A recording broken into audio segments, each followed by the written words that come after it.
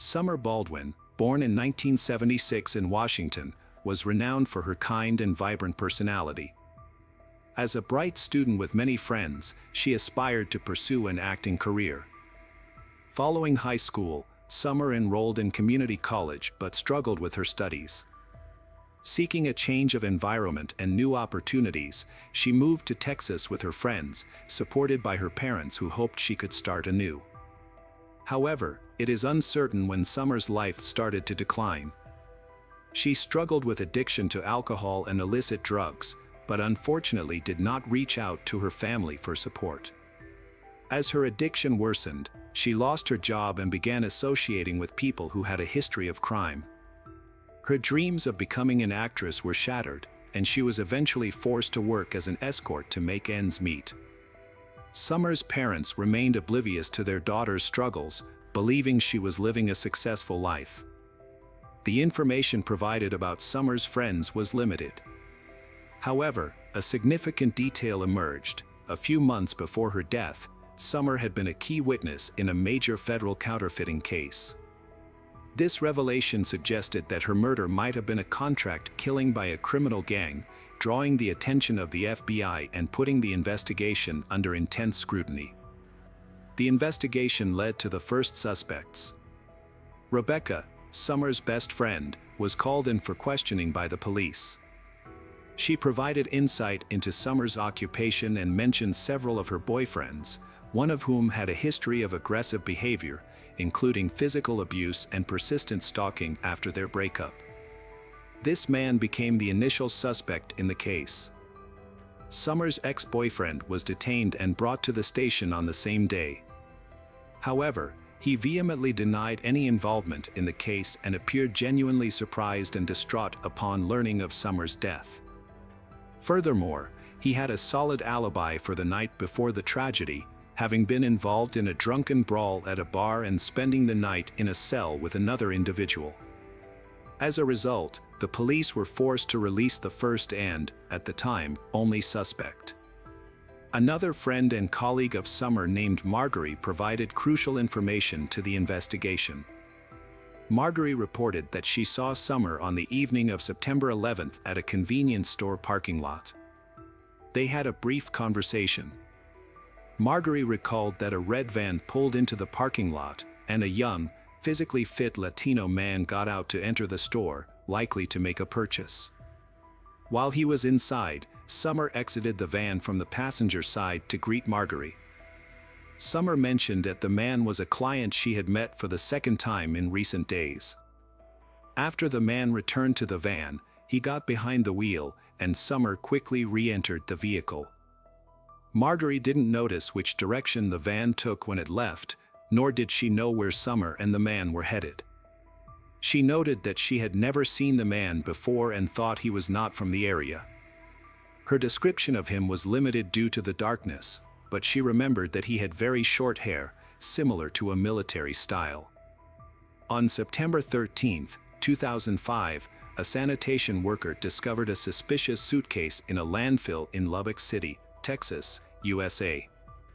When he opened the suitcase, he was startled to see the body of a woman with red hair. The victim's body had many bruises. The victim's leg was tattooed with the word Summer. The suitcase, which tragically became her coffin, presented a peculiar appearance. Externally, it was covered in garbage and waste, yet surprisingly, it showed no signs of wear and tear, and its wheels appeared brand new. Upon closer inspection, the interior revealed perfectly intact tags and a lining that seemed untouched, giving the impression that the suitcase was brand new. Notably, the plastic attachment for the price tag remained intact, suggesting that the purchaser had not removed it. Further investigation revealed that this particular brand of suitcase was widely available in numerous stores throughout the city. However, this specific large model was only sold in 2 stores. A crucial breakthrough came when the perfectly preserved barcode led investigators to a Walmart store in the same area where Summer was last seen alive. Records showed that 2 identical suitcases were purchased on the day preceding the gruesome discovery, one in the afternoon and the other around 2 a.m., a timing that raised suspicions due to its unusual nature. Police officers promptly visited the store and obtained the surveillance camera footage. After reviewing the footage, they discovered that an elderly couple had purchased the first suitcase. Initially, they didn't raise any suspicions, but they were tracked down and were able to present the suitcase, explaining that it was bought for a vacation. However, the second suitcase was purchased by a young, athletic Latino man with very short hair, similar to a military haircut. This raised suspicions that he might be the person seen with Summer in the supermarket parking lot, as described by a witness. Additionally, the man bought disposable gloves at checkout, further arousing suspicions. The store's external surveillance cameras provided more information, showing the man leaving the store with the suitcase and loading it into a red van.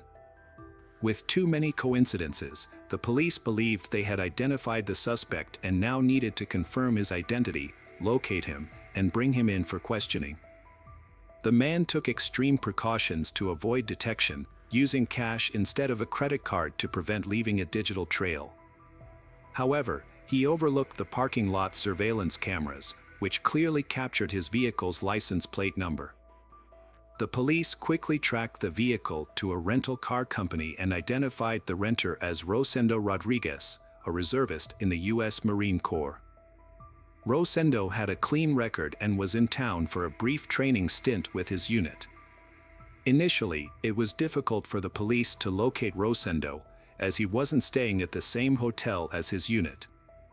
But with his personal details in hand, the police discovered that he had withdrawn a large sum of cash from an ATM at a different hotel, likely the money used to purchase the suitcase and gloves.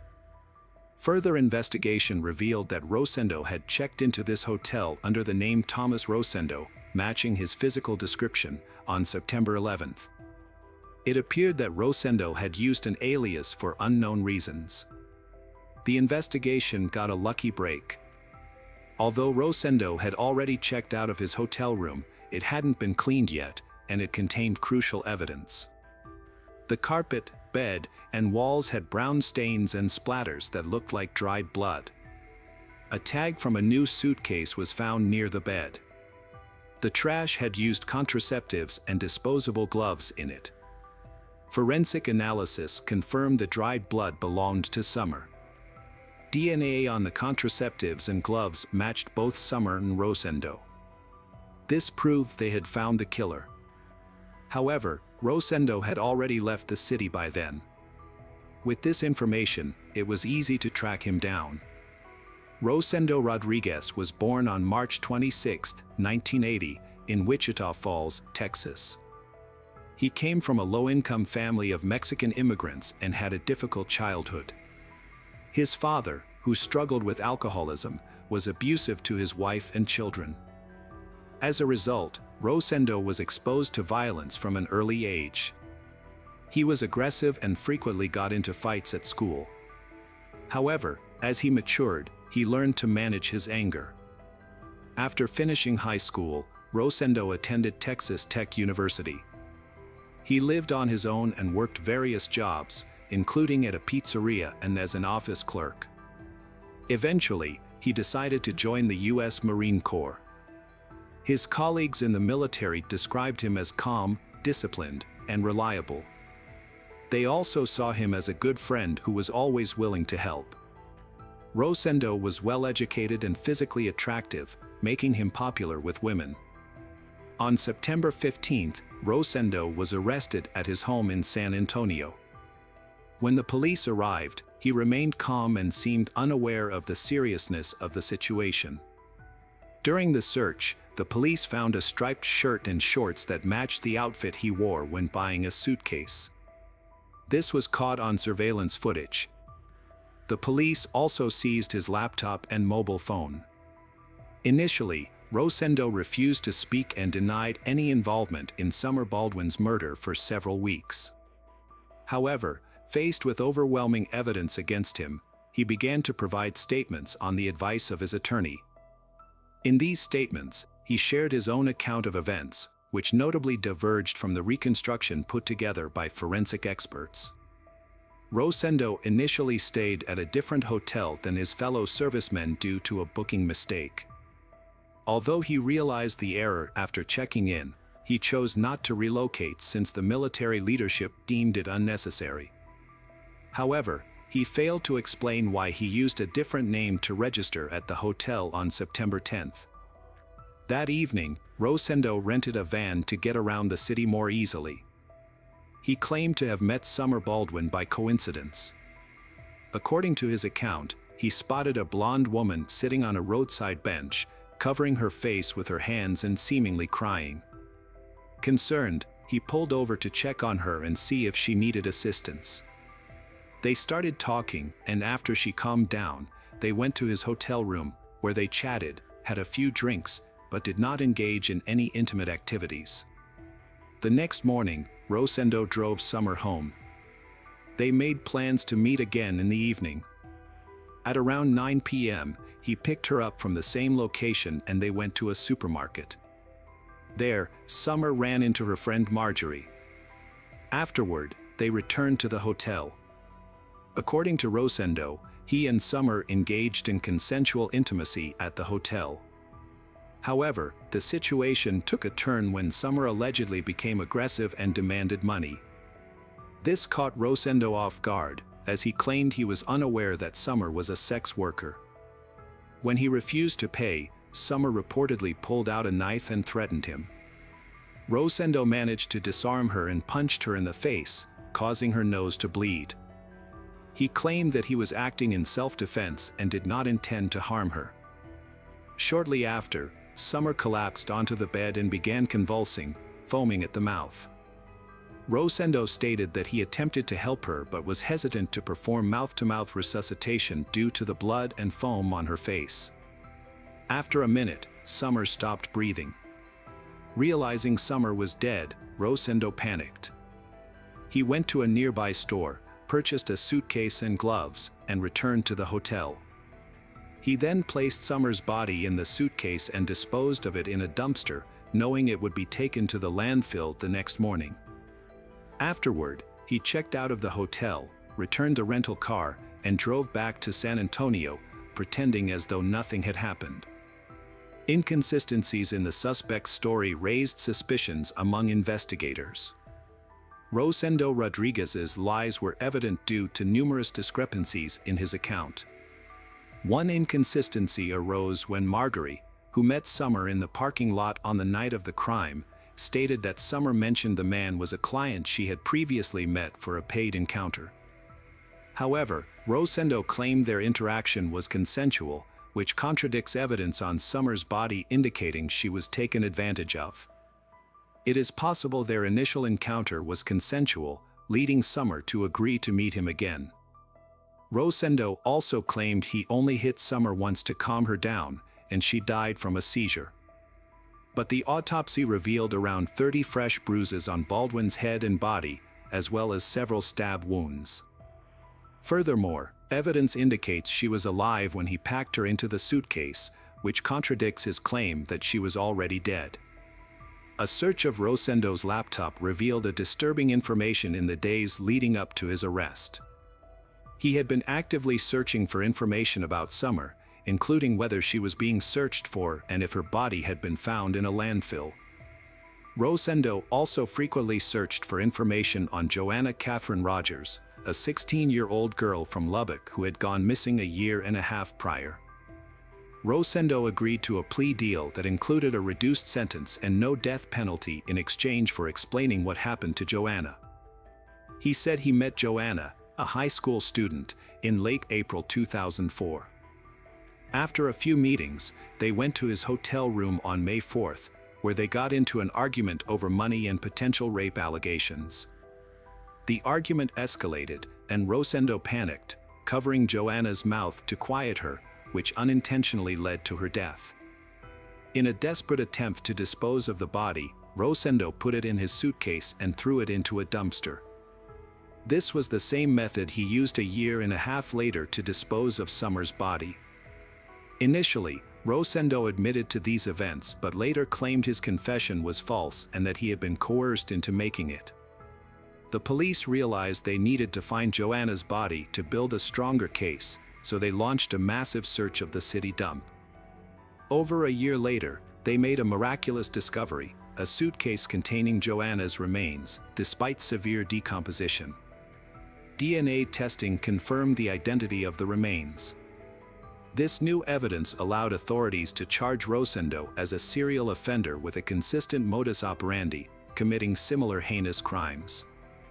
During the trial, the verdict was clear: Rosendo was guilty of first-degree murder.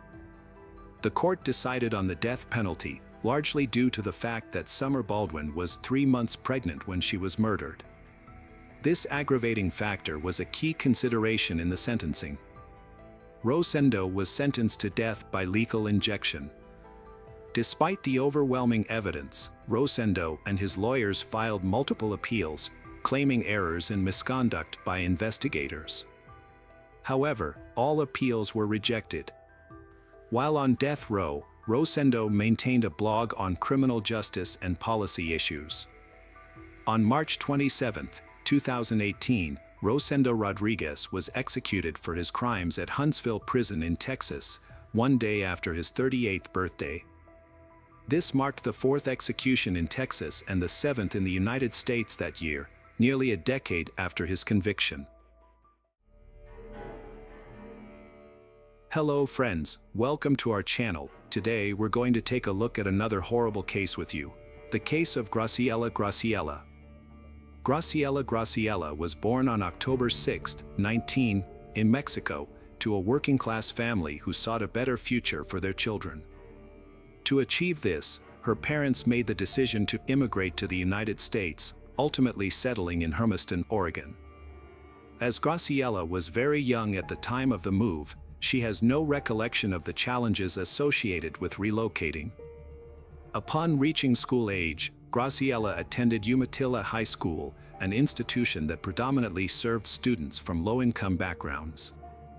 The school provided all students with free meals, reflecting the socioeconomic status of its student body, of which 66% were Hispanic. It was here that Graciela's sociable nature and innate charm enabled her to effortlessly form friendships among her peers. After graduating, she proceeded to enroll in the business department at Blue Mountain College. From a young age, Graciela had always dreamed of becoming a hairstylist and owning her own beauty salon. With determination and hard work, she believed she could make her dreams a reality. By February 2006, she had achieved her goal and became the owner of Cuz Beauty Salon. Graciela's talent and charisma quickly made her a well-known figure in society. As the salon's owner, she always presented herself well, which added to the salon's positive image. Her passion for her job and understanding of the latest beauty trends ensured a steady stream of clients. Over time, some of these clients became close friends, who were always welcome at her home. Graciela was highly respected in the town, not only for her professional success but also for her interesting and happy personal life. Her first love, with whom she had 2 daughters, Annabelle and Gabriella, also known as Gabby, was someone she met in her youth. Although the relationship didn't last long, and the father of her children left the family, Graciela didn't let this setback hold her back. Instead, she focused on self-improvement and continued to move forward as a single mother. Graciela later earned a degree in cosmetology. She then met a kind-hearted man of Mexican descent named Romero Sanchez, and they got married. Her children from a previous relationship reported that she never regretted this decision. Her husband was caring not only to her but also to her children, treating them as his own. The family later welcomed 2 more children, Arthur and Jacob. Although he had biological sons, Graciela's husband still affectionately referred to Annabelle and Gabriella as his girls. Gabby considered her stepfather to be her real father, as he consistently supported, protected, and cared for them. The couple prioritized keeping their family united and happy, raising 4 children together. This did not deter Graciela from pursuing her passion. Instead, she would often take her children with her to professional meetings. The family developed a lovely tradition of traveling together, exploring new cities, local attractions, and cultural features.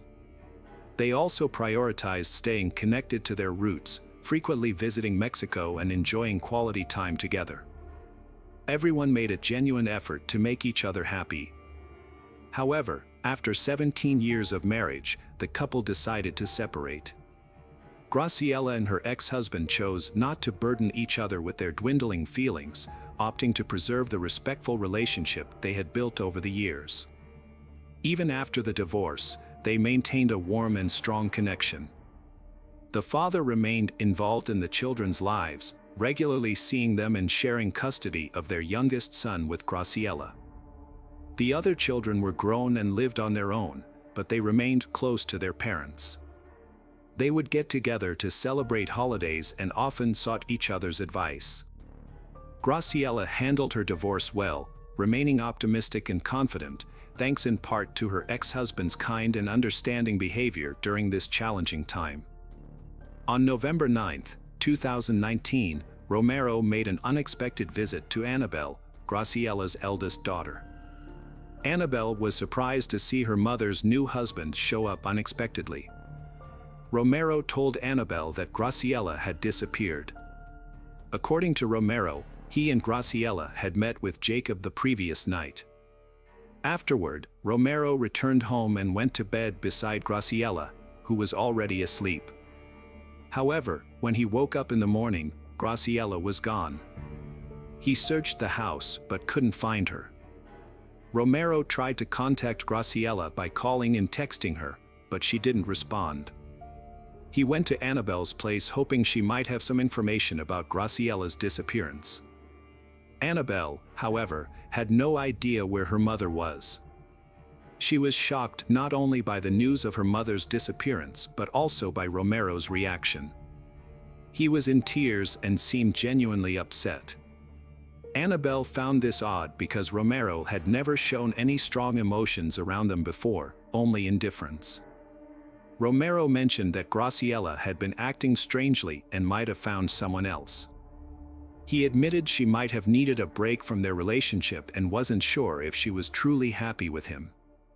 However, Annabelle found his words insincere and his tears overly dramatic. She started to worry about her mother and found Romero's behavior suspicious. Romero had previously avoided talking to Graciela's children, but suddenly reached out to them. After he left, Annabelle told the rest of the family what happened. They gathered at Graciela's house to figure out what was going on. Her car was still parked in the driveway, which was unusual since she would have likely taken it if she were leaving Romero. The house was also spotlessly tidy, which was out of character for Graciela, who preferred a more creative and chaotic space. If she were planning to leave, her belongings would have been scattered around the room. Graciela spent a considerable amount of time in front of the mirror, carefully selecting an outfit for the day. However, she surprisingly left all her treasured jewelry at home, including her favorite rings and necklaces that she wore daily. This unusual behavior raised concerns among her family members, who couldn't help but imagine worst-case scenarios, including the possibility of her fleeing. While searching the house, Gabby stumbled upon something peculiar, a large, heavy blanket in the washing machine. This was unusual because their mother, Graciela, always emphasized the importance of not overloading appliances. It was likely that Romero, who normally didn't participate in household chores, had washed the blanket. This sparked suspicion that he might be trying to conceal something. It was later discovered that along with Graciela, several important items had gone missing from the house, including her passport, driver's license, and mobile phone. On November 11th, Annabelle went to the police station to report her mother, Graciela, missing. However, she was surprised to find that Romero, Graciela's husband, had not informed the police about her disappearance, despite knowing about it since November 9th or possibly earlier. As a result, Annabelle became the first person to file a missing person report for her mother. Romero's distant personality had been a concern for Graciella's family since they met him. Graciella had met Romero at her beauty salon, where he was a client, after her divorce. Their initial friendship eventually developed into a romantic relationship. However, when Graciella introduced Romero to her family, they noticed his aloof and cold demeanor. Annabelle and her sister, Gabby, tried several times to connect with Romero, but he did not reciprocate, leaving Graciella's children puzzled by his behavior. They initially attributed it to individual personality differences, especially compared to their mother's previous relationships. They were eager to understand their mother's partner and what motivated him. At times, he seemed strange and aloof to them, and they struggled to comprehend how someone as lively and joyful as their mother could be drawn to someone so serious and reserved. Despite their reservations, they respected her decision. When their mother shared the news of her upcoming wedding, everyone rallied around her, particularly the girls, who wanted to see her happy and loved. On the wedding day, guests couldn't help but notice Romero's haughty demeanor and restraint. Some even perceived him as excessively possessive, as he dominated the bride's attention. When Graciella's young children came to congratulate the newlyweds, Romero responded with disdain rather than warmth and affection, making it clear that he didn't want to share his wife's attention with anyone, not even her own family. After that, Graciella's relatives struggled to hide their genuine opinions about Romero. Annabelle even went so far as to say she didn't consider him a stepfather, let alone a father figure. The family simply wanted to have a normal relationship, like those found in any civilized household. Following the wedding, Graciella and Romero moved in together, along with her youngest son Jacob, into Graciella's home. Jacob shared that shortly after the wedding, Romero started behaving as if he was the sole owner of the house. The boy recalled that the initial honeymoon phase was brief, and soon the family started to fall apart. He observed that his mother initially tried to establish personal boundaries, but being non-confrontational, she quickly gave in to Romero's demands. This seemed to suit Romero, who had a quick temper and never apologized first. To avoid creating tension in the household, Graciella often conceded to Romero's wishes. As time went on, it seemed she realized she had rushed into the marriage without fully thinking it through. In private conversations, Graciella confessed to feeling trapped and suffocated in the relationship. Her husband exerted control over her, never allowing her to go anywhere alone. Despite this, she never expressed any desire to leave the abusive relationship, suggesting she was still in love with Romero. Everyone realized that Graciella was in a relationship with the wrong person. It became apparent that her partner, Romero, was jobless and financially dependent on her. The Graciella family, who valued hard work, found it frustrating that Romero was always by Graciella's side without any apparent reason. Romero was a master manipulator who kept a close eye on Graciella, monitoring her interactions, including her friendships with other women.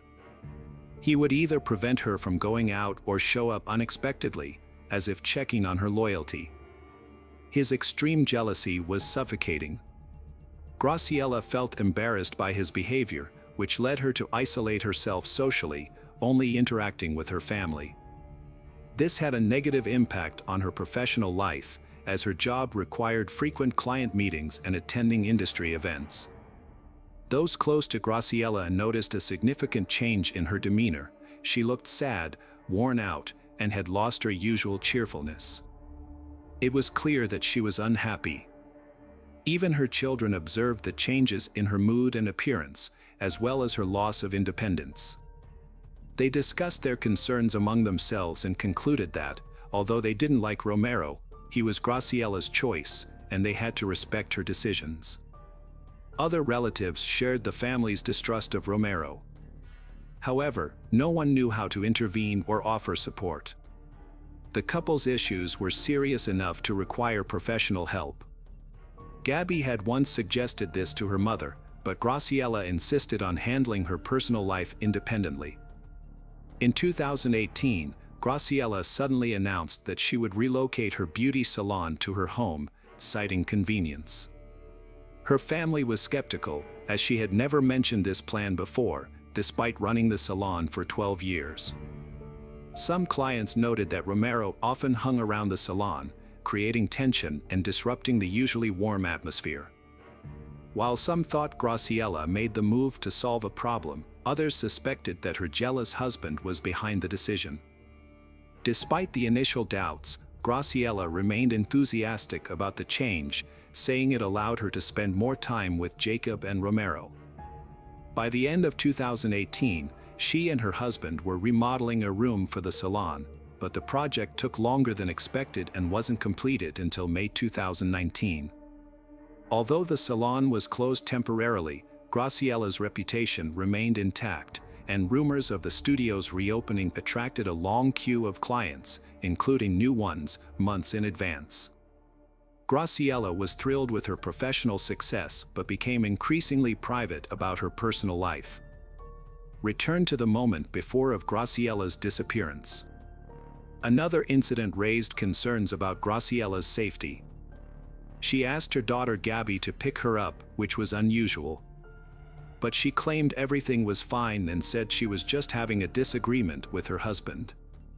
When they met up, they spent time together and Graciela seemed to relax. She smiled and told Gabby not to worry, saying that couples' arguments are normal and can actually bring people closer together. Despite this, Gabby couldn't shake off her worries and remained uneasy about her mother's situation. After Annabelle contacted the police, the relationship between Graciela's family and Romero rapidly deteriorated. He offered an explanation for his wife's disappearance, suggesting that she might have wanted some time alone or could have left with another man, and he believed she would soon return. This was his standard response to anyone inquiring about the situation. However, the police took the report seriously and initiated an investigation, considering the possibility that Graciela could have been a victim of a crime. They began by searching her home, where they found that only a few personal items were missing, with nothing else seeming out of the ordinary. The police also interviewed Graciela's children, her husband, and others close to the family, including her ex-husband. Although everyone expressed skepticism about Romero's behavior, the investigation did not uncover any significant information. Romero cooperated with the detectives, allowing them to search his home, participating in interrogations, providing his DNA, and undergoing a polygraph test. Despite his cooperation, the police did not have sufficient grounds to arrest him, so the investigation continued. Analysis of Graciela's phone records revealed her last known location was near a bridge in Washington on November 9 at 12:30 p.m., when the signal stopped after her phone was turned off. Her bank accounts and social media remained inactive. Despite questioning hundreds of witnesses and checking all her frequent locations, investigators found no signs of her. The investigation deemed her disappearance suspicious due to the complete lack of evidence. For months into the investigation, the Hermiston police publicly stated that they had no confirmed information about Graciela's last sighting. Although Romero didn't report Graciela missing, the authorities didn't accuse him of anything. The police's stance frustrated Graciela's relatives, causing them to reduce communication with law enforcement. The family eventually stopped receiving weekly updates, forcing Graciela's children to contact the police station directly for information. As of March 2020, there were no new developments in Graciela's case. In an effort to revive the investigation, Graciela's family reached out to the media, hoping to raise public awareness and gather information. They believed even small details could be crucial. Gabby, a family member, expressed the family's frustration and disappointment with the police's lack of progress in the case. The Graciela family urged investigators to focus on finding Graciela, as they suspected foul play due to the state of her belongings and the unusual circumstances at home. It was unclear who would harm her, as she had no known enemies. Her family knew she wouldn't leave without contacting them, and the lack of communication suggested something was seriously wrong. The family also requested a new detective team, citing concerns of bias and collusion with Romero, whom they believed was somehow connected to the case. The family pointed out numerous inconsistencies in the investigation. It was found that Romero's phone had been turned off on the day his wife went missing, and his actions didn't seem like those of someone who was worried about a loved one disappearing suddenly. The Graciela family asked for Romero to be arrested. Police Chief Jason Edmiston quickly responded to these claims. He agreed that Mrs. Graciela's disappearance seemed suspicious and might involve something criminal. He said this was just one idea, but promised that the investigation would stay fair and be based on evidence and facts. Edmiston also denied that Romero had any connections to the police that might affect the case. Edmiston mentioned that false information was spreading and making the investigation harder. He said the case was ongoing and that some information had to be kept secret. The police also asked the FBI for help. Edmiston expressed frustration that people were criticizing the police without understanding how complicated the law is. At the same time, Gabby started a fundraiser to hire a private investigator. This move was seen as criticism of how the police were handling the case, suggesting they weren't doing their job well. 1 year after Graciela's disappearance, her family and friends held a memorial event to honor her memory and pray for her safe return. They lit candles and posted signs outside the police station, urging authorities to continue searching for her. In September 2023, a significant development in the case occurred when Romero Sanchez, Graciela's husband, was severely injured in an attack. There was speculation that Mason Graciela, Graciela's brother, was involved in the incident, but details and any potential consequences for Mason were not disclosed. It appeared that Graciela's family had become frustrated with the police's lack of progress in investigating Romero, leading to a potentially frightening outcome. Graciela's disappearance remains an unsolved mystery, leaving her family in unbearable uncertainty that's taking a devastating toll on their health. Her children are left with only prayers, hoping for clarity and justice, unsure if she's alive. Hello friends, welcome to our channel. Today we're going to take a look at another horrible case with you, the case of Kimberly Antonakis. Kimberly Antonakis was born in 1974 in New York, USA. She was the only child in the family. Despite the fact that she grew up in love and affluence, she was not pampered. Her parents came from simple families. Nevertheless, her father Thomas managed to achieve considerable heights. He created his own company, which was engaged in computers, earned funds. The man was happy to spend on his favorite daughter and her desires. When Kimberly was a little girl, her parents divorced. The child was left to live with her mother. However, this did not weaken the connection between the little girl and her father. He took her on weekends and spent all his free time with her. When Kimberly's mother found a new man and decided to move to Florida, she faced a choice to stay with her mother or with her father. Since she didn't want to move, the young lady decided to live with her father. Kimberly was very close to her father and enjoyed living with him. As she grew up, she became a well-behaved, sociable child and eventually a stunning young woman with a radiant smile that always lifted her spirits. She had a great sense of humor and a positive attitude. Kimberly was raised in a sheltered environment, surrounded by love and care, which protected her from the harsh realities of life. As a result, she only saw the good in people and was largely unaware of the darker aspects of life. Unfortunately, her open and kind nature would eventually lead to many sorrows. In 1994, Kimberly enrolled at the College of Staten Island. Shortly after, she told her father that she felt ready to live on her own. Although Mr. Kimberly was worried about her decision, he respected her independence and decided not to oppose it. He promised himself that he would do his best to ensure her safety and well-being in her new living arrangements. Kimberly bought a nice apartment for his daughter, located in a wealthy area of the city, and installed an alarm system to ensure her safety. He also purchased a parking space in the garage across the street so she wouldn't have to park far away. To stay in touch, he provided her with a cell phone and a pager.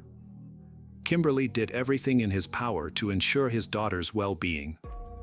His concerns for her safety were well-founded, given his wealth and her limited life experience. Kimberly was a diligent student who also worked part-time as an accountant at a reputable firm. She had declined her father's offer to join the family business, opting instead to forge her own path. Kimberly led a typical student life, attending parties and socializing with friends. She declined her father's offers to return home, wanting to maintain independence. This led to an unexpected situation when she let friend Liz Pace and her family stay while their apartment was being renovated in early 1995. Kimberly, with a kind heart, invited young people to her lodging. They spent days having fun together. One day, Kimberly and a friend attended a party, getting ready and dressing up. After a fun night of dancing, Kimberly drove them home but didn't go up, citing unfinished business. They hugged goodbye, unaware they'd never see each other again. After visiting the police, Mr. Kimberly's father, went to the parking lot next to her house, only to find that her car was missing from the garage. As he looked around, he spotted a shiny object on the floor near the wall, a small gold earring. He recalled giving his daughter similar earrings and, just in case, picked it up. However, Kimberly was nowhere to be found in the apartment.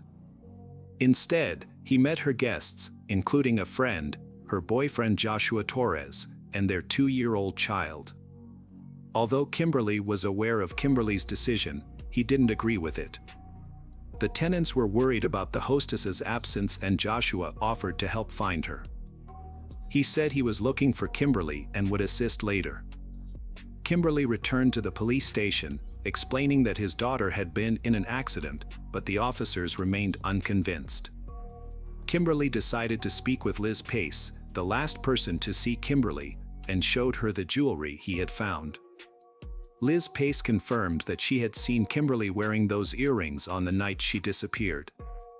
Kimberly then visited the places his daughter frequently went to, talking to many people, but didn't gather any significant information. Joshua suggested searching not only for Kimberly but also for her distinctive car. Kimberly went to the police station for the 3rd time, insisting that he wouldn't leave until they began a search. A detective eventually responded to his appeal, agreeing to take on the investigation despite the usual protocol. To better understand the events surrounding Kimberly Antonakis' disappearance, investigators started by reconstructing her activities on February 28. Kimberly began the day by attending college, followed by a few hours of work. After work, she returned home and had dinner with friends before heading out to a party with a friend named Liz Pace. The evening concluded with their return home around 4 a.m. Following her return, Kimberly went to the parking lot for reasons that remain unclear.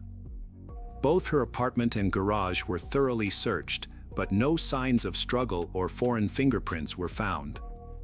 This lack of evidence suggested either a meticulous cleanup or that any potential intruder may have worn gloves. The most puzzling aspect was the disappearance of Kimberly and her car without any trace, except for a single earring that was found. An analysis of Kimberly's bank account revealed that her last transaction occurred the evening before she vanished, ruling out the possibility that she had run away from home. Based on the evidence, detectives hypothesized that Kimberly was likely kidnapped. The investigation expanded to include additional police officers. Due to the lack of concrete leads, law enforcement considered information from a psychic. Witness interviews began with Liz Pace and Joshua. They revealed 65 calls were made from Kimberly's landline on March 1st. Joshua explained he made these calls to locate Kimberly, who was like a little sister to him. Liz Pace's testimony helped determine Kimberly's clothing, and a portrait was created, highlighting her distinctive tattoos, including a scorpion and infinity sign. Meanwhile, a search for the missing car was underway, with checks at scrap metal collection points and other locations where the vehicle might be found. Unfortunately, no positive results were obtained. A check of Kimberly's cell phone was also unsuccessful. Police advised Kimberly to pay attention to any letters or phone calls he received, as they might be from Kimberly's kidnappers demanding a ransom. The Kimberly family remained in a state of uncertainty until March 4th. At approximately 2 a.m., emergency services responded to a reported fire at a large, abandoned house located at 86 Woodhaven Avenue in Queens. Multiple fire crews battled the blaze until it was finally extinguished. Upon investigation, a charred body was discovered in the basement of the building. Further analysis by forensic experts revealed the deceased was a woman between 20 to 25 years old, with remnants of long, black hair still intact. There were also signs of tape and evidence that her legs had been bound, with her hands tied behind her back. The most disturbing aspect, however, was that she was alive at the time of the fire, as indicated by the presence of smoke in her lungs. Detectives initially suspected that the body might belong to Kimberly, a missing person. To confirm the identity, dental records were required. Meanwhile, an inspection of the ashes and the air revealed the scent of gasoline, strongly suggesting that the fire had been intentionally set to destroy evidence of a serious crime. Despite the absence of other evidence, the charred body remained, and upon closer examination, specialists found tattoos matching the description of the missing woman. The records from the dental clinic supported the investigation's suspicions, leading to the discovery of Kimberly Antonakis's body. As more details emerged, an eyewitness came forward who often walked his dog in the area. The dog had been acting strangely in the days prior to the fire, appearing nervous and barking at the house for no apparent reason. It wasn't until after the fire and the discovery of the body that the cause of the dog's behavior became clear. She had attempted to escape and called for help, but her cries went unheard by humans. However, the dog's acute hearing allowed it to detect the sounds coming from the basement, explaining its unusual behavior. When questioned by officers, the homeowner revealed that he had visited the building multiple times in recent days. He was trying to sell the house and would regularly check on its condition, collect mail, and pick up receipts. However, he only inspected the house from the outside and never went into the basement. The homeowner claimed he never heard any suspicious noises, and if he had, he would have investigated. Investigators decided to re-question Joshua, as they had some reservations about him. They also found it strangely coincidental that his name started with the letter J. This time, Joshua mentioned a person he hadn't been able to contact the day Kimberly went missing, a young man nicknamed Psycho, a Russian national who had previously dated Kimberly. The detectives looked into this new information and discovered that the Russian had moved to the US with his parents at a young age. As he grew older, he became involved with a gang and had a history of breaking the law. This led to the identification of the first suspect, who was soon taken into custody. During interrogation, Psycho was informed of his former lover's death, but his reaction shocked the detectives. The young man not only denied involvement in the crime, but he also showed genuine emotional distress. Investigators took him to the crime scene to observe his behavior, and it became clear to everyone that they had the wrong person in custody. Later, his alibi was confirmed, leaving the investigation at a standstill once again. The victim's family sought the psychic's help again. This time, she claimed to have seen 4 people involved in the crime. According to her, the kidnappers had initially intended to establish communication but failed. The kidnapping didn't seem to have been planned with a tragic outcome. The psychic concluded that new information would emerge soon. A couple of days later, Mr. Kimberly, hoping to gather some leads, announced a $10,000 reward for information that could help catch the perpetrator. Mr. Kimberly couldn't shake off the psychic's words. He pondered the psychic statement about the kidnappers wanting to make contact. What could that mean, and what had prevented them from doing so? Upon returning home, he sat at the table and stared at his phone for a while. He suddenly recalled a minor detail from the day Kimberly went missing. He had listened to all the answering machine recordings as he had been expecting his girl to contact him. However, there were no messages, except for 2 blank ones with complete silence. He initially thought it was a technical issue or a problem with the connection. But it later became clear that this was not the case. 5 days after her body was found, the police located her car in a quiet area of town, not far from where her body was discovered. The investigators were hoping to find fingerprints in the car, but it had been thoroughly cleaned. The only evidence they found was her hair and a second earring in the passenger compartment. Although it seemed like a breakthrough, it didn't lead anywhere. Kimberly, her father, was linked to a local mob hit due to his wealth and success. However, detectives found no evidence to support the rumors. Kimberly, grieving the loss of his daughter, denied any involvement and was found to conduct his business openly and honestly. In July 1995, a burglary suspect was arrested at a New York City residence. Surprisingly, he shared information about the Kimberly case. The suspect claimed an acquaintance told him that his friends had kidnapped and killed she by burning her. Upon hearing the unidentified man's name, the officers pieced together the crime.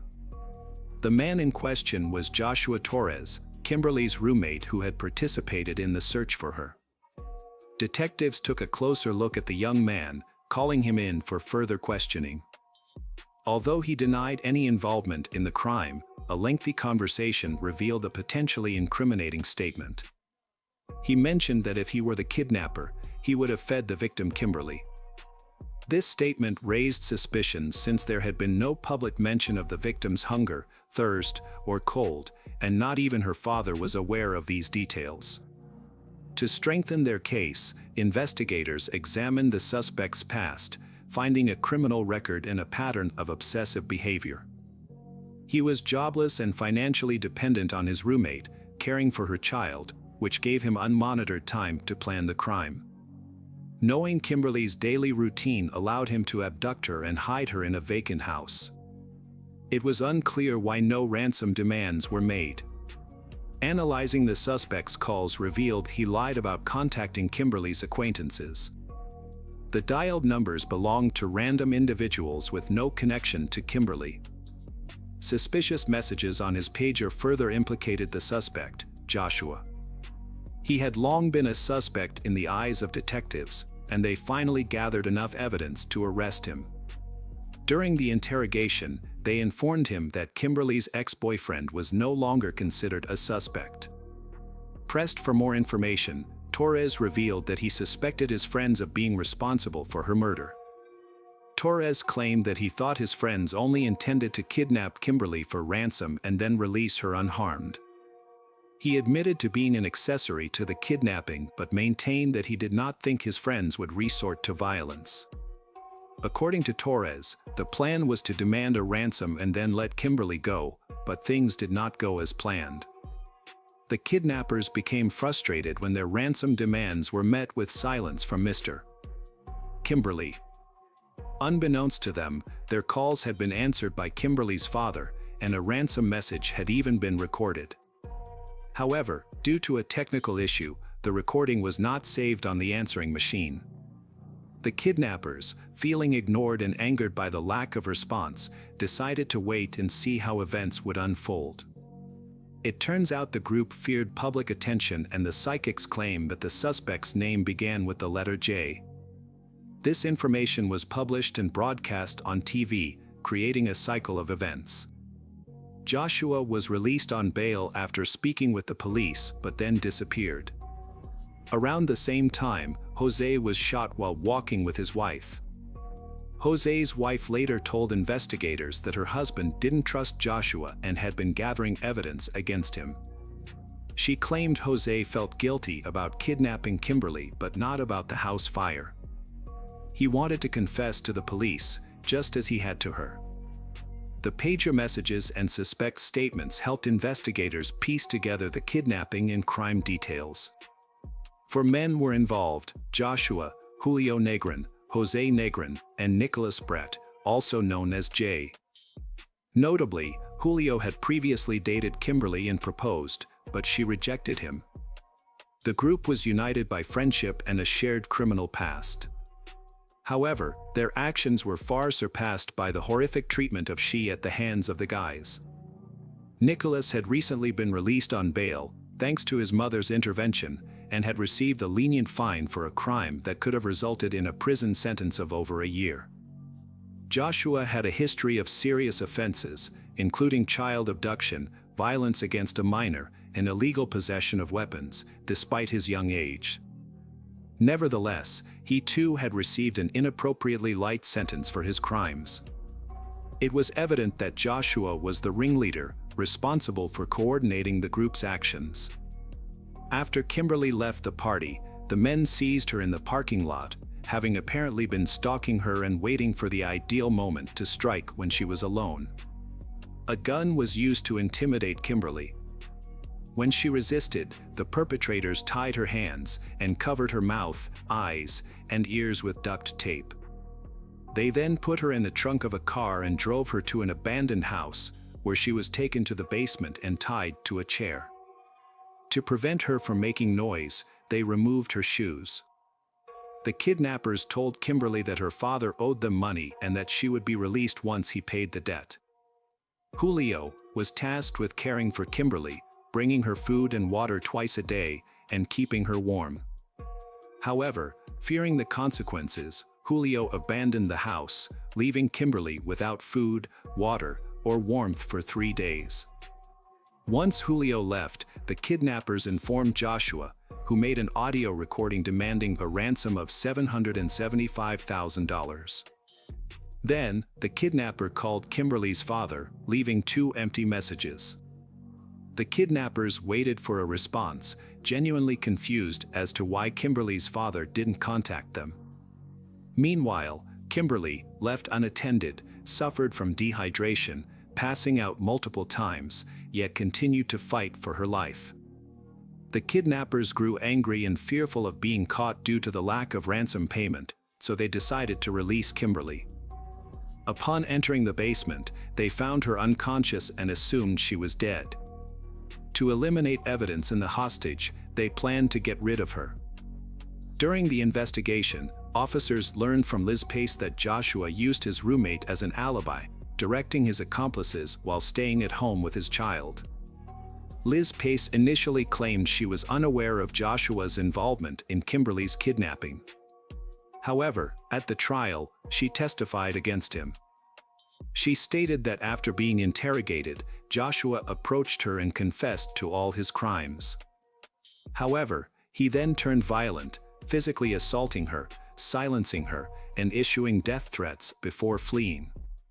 Some time later, Joshua was apprehended by law enforcement. In an effort to further the investigation, the authorities decided to bring the former friends together, informing them that Joshua had denied any involvement in the massacre. Upon learning of Joshua's denial, Julio chose to cooperate with the investigation, revealing crucial information. This cooperation played a pivotal role in securing Torres' conviction for Kimberly's murder. Ultimately, the trio faced charges of murder, arson, kidnapping, and unlawful imprisonment. During the trial, evidence emerged that Joshua had made repeated attempts to deceive investigators and evade punishment. After deliberating for approximately 10 hours, the jury reached a verdict.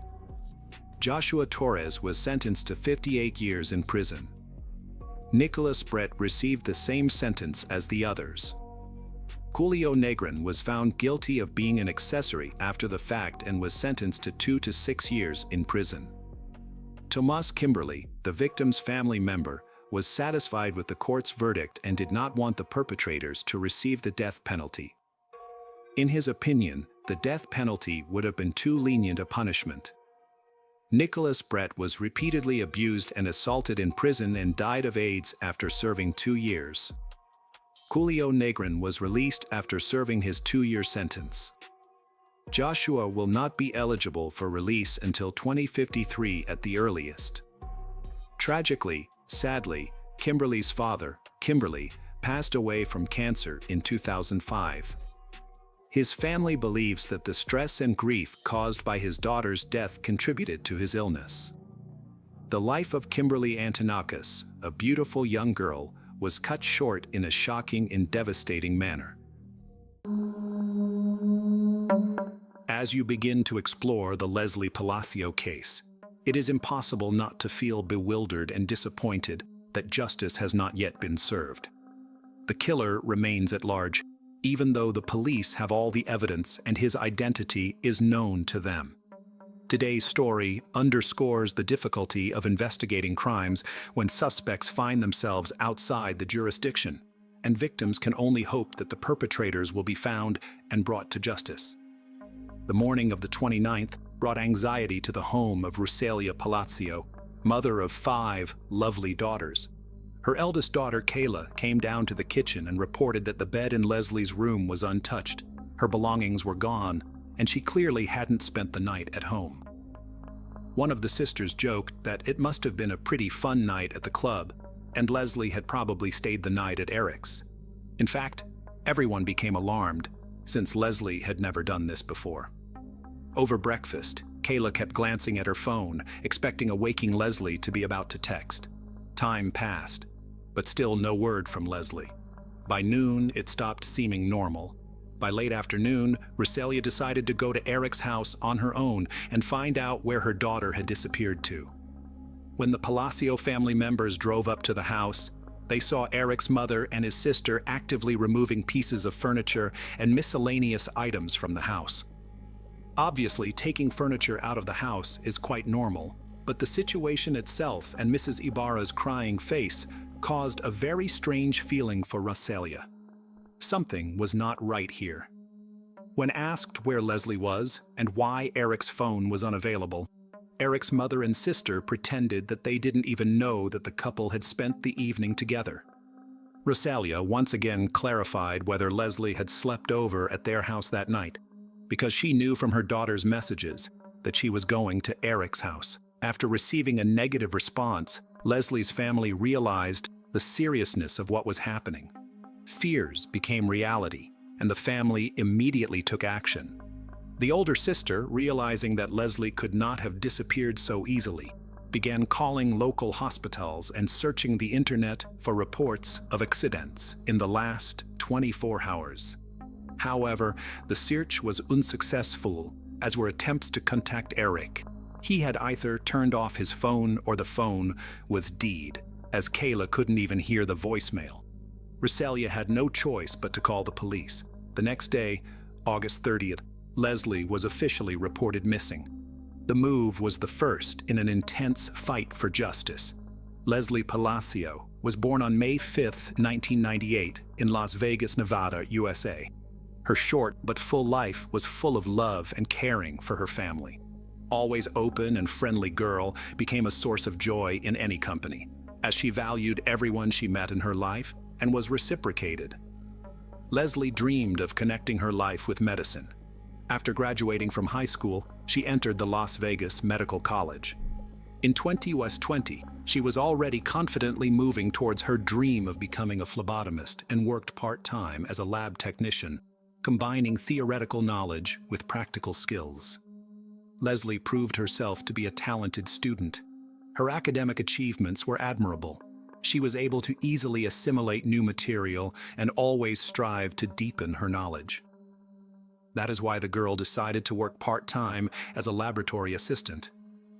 Unexpectedly, Leslie realized that she had found her calling and soon became an integral part of the team. Colleagues considered the student not only a responsible and professional lab technician, but also a warm, responsive person. The girl's duties included conducting various analyses and tests, but for Leslie, this work was much more than just a fulfillment of duties. She saw her calling in the ability to make the process of taking tests as comfortable as possible for patients. Her caring and patience created an atmosphere of trust, and even those who were apprehensive about the procedure felt at ease in her presence. When the youngest of the nurses asked if Leslie was afraid of getting her hands pierced all the time, she laughingly replied that she now had a super ability to poke people. The young optimist's vitality was evident in her every action. By all accounts, Leslie had the unique potential to become a sought-after and valuable specialist in the field of medical laboratory diagnostics, and she would have, if not for a dramatic turn of events. Leslie has been used to helping and caring for everyone since childhood. As the second of 5 daughters, she took on the role of mother when Rosalia Palacio worked as a hotel cleaner. Rosalia recalled her daughter kicking her out of the kitchen when she tried to cook dinner after cleaning more than 15 hotel rooms in a shift. "Get some rest," Leslie gently urged her. Wanting to relieve her mother's burden after work, her daughter took it upon herself to prepare dinners and, in her characteristic easygoing manner, found cooking to be a source of inspiration. From then on, she always made sure her family members were very well fed, and even if she was away and couldn't make the family dinner herself, she always called home to make sure everyone had eaten. For Leslie, family came first, and she easily inspired her sisters with her energy and ideas. For example, even during the pandemic, Leslie didn't let sports disappear by organizing workouts in the backyard of the house. She taught her mother various exercises, and with her sisters she danced daily in front of the mirror to music. Her love of experimenting with hair color and image turned it into a joint business plan with her older sister to open a boutique. The sisters began designing and sewing dresses at home in their own unique style. When the coronavirus pandemic happened and Rosalia was laid off due to downsizing, Leslie suggested her mother start her own small cleaning company and assured her that she would definitely help her with the cleanings in her free time from work and school. "Mom, we'll be fine soon, you'll see," she assured Rosalia. At a family council, they came up with a name for the company, the Palacio Cleaning Service. At the time Leslie disappeared, her dreams were just beginning to be realized. Their family firm had landed its first contract. But on August 29, 2020, all of the Palacio family's plans and dreams came crashing down. At the end of August 2020, Leslie completed the lab assistant program, and the family firm also received a large order. The girl decided it was time to take a break from the stresses and worries and enjoy an evening of dancing and fun. Especially the restrictions due to the pandemic were gradually being lifted, and Las Vegas began to come alive. Unfortunately, none of the friends wanted to keep Leslie company. Although people were beginning to let go of their fears and return to their normal lives, they still felt nervous and anxious at the prospect of being in a closed space with lots of people. Leslie didn't give up hope of convincing someone to have fun and posted a post on Instagram expressing her desire to spend the evening somewhere. Unexpectedly, she received a message from Eric Rangel Ibarra. Leslie and Eric's parents had been attending the same church for 14 years and occasionally socialized. So the children had known each other since childhood, but had never interacted closely. Leslie knew what Eric liked. The guy texted her, showed her attention, but Leslie never reciprocated. She was polite to him, however. On any other day, Leslie would have declined Eric's desire to keep her company, but not this time. She was eager to dilute her ordinary life with a fun evening. The whole day passed in anticipation and anticipation. And when none of Leslie's friends wanted to keep her company, she accepted Eric's polite and warm offer to reminisce about Las Vegas nightlife. Sharing a night out with Eric seemed like a better choice than going nowhere at all. Expecting a fun adventure, Leslie had no idea what horrible events awaited her, but she probably had a premonition of something, trying to rationalize to herself that there was no cause for concern. Anyway, Leslie agreed with her sister that she would send her regular messages, telling her exactly where she was. She also told Kayla in great detail where she was going and with whom and what places she might end up in. After a while, the older sister received a strange message. "Can you believe Eric is totally not going to drink this evening? We're at a party, but it looks like I'm going to have to party alone." Afterward, the sisters exchanged joking messages on the topic of healthy living. The first place Eric and Leslie went to was the casino at the Longhorn Hotel. Police officers would later see on surveillance footage of the couple getting out of a white Ford F-250 owned by Eric at 0:31 a.m. on Ayug 29 and entering the casino, then leaving a short time later at 1:56 a.m. The couple would then leave the casino. Leslie kept in contact with her sister, telling her what was going on. At 4:40 a.m., Leslie sent her sister another strange message. "I need to talk to you about something shitty." Kayla asked what happened and, according to her, a text box popped up, as if Leslie had started to reply, but no answer ever came. That text message was the last of the girl's life. The morning of the 29th came. Leslie still hadn't returned home. The more time passed, the more concerned the Palacio family members became. The certainty that Leslie had stayed the night at Eric's house was replaced by confusion, and the family went to a familiar house, where they found a strange scene. Mrs. Ibarra and her daughter were taking out furniture, pretending that they had heard for the first time that Leslie and Eric had spent the evening together. In fact, Leslie's family arrived at Eric's house just in time. If they had arrived a few hours later, the investigation would have been significantly delayed.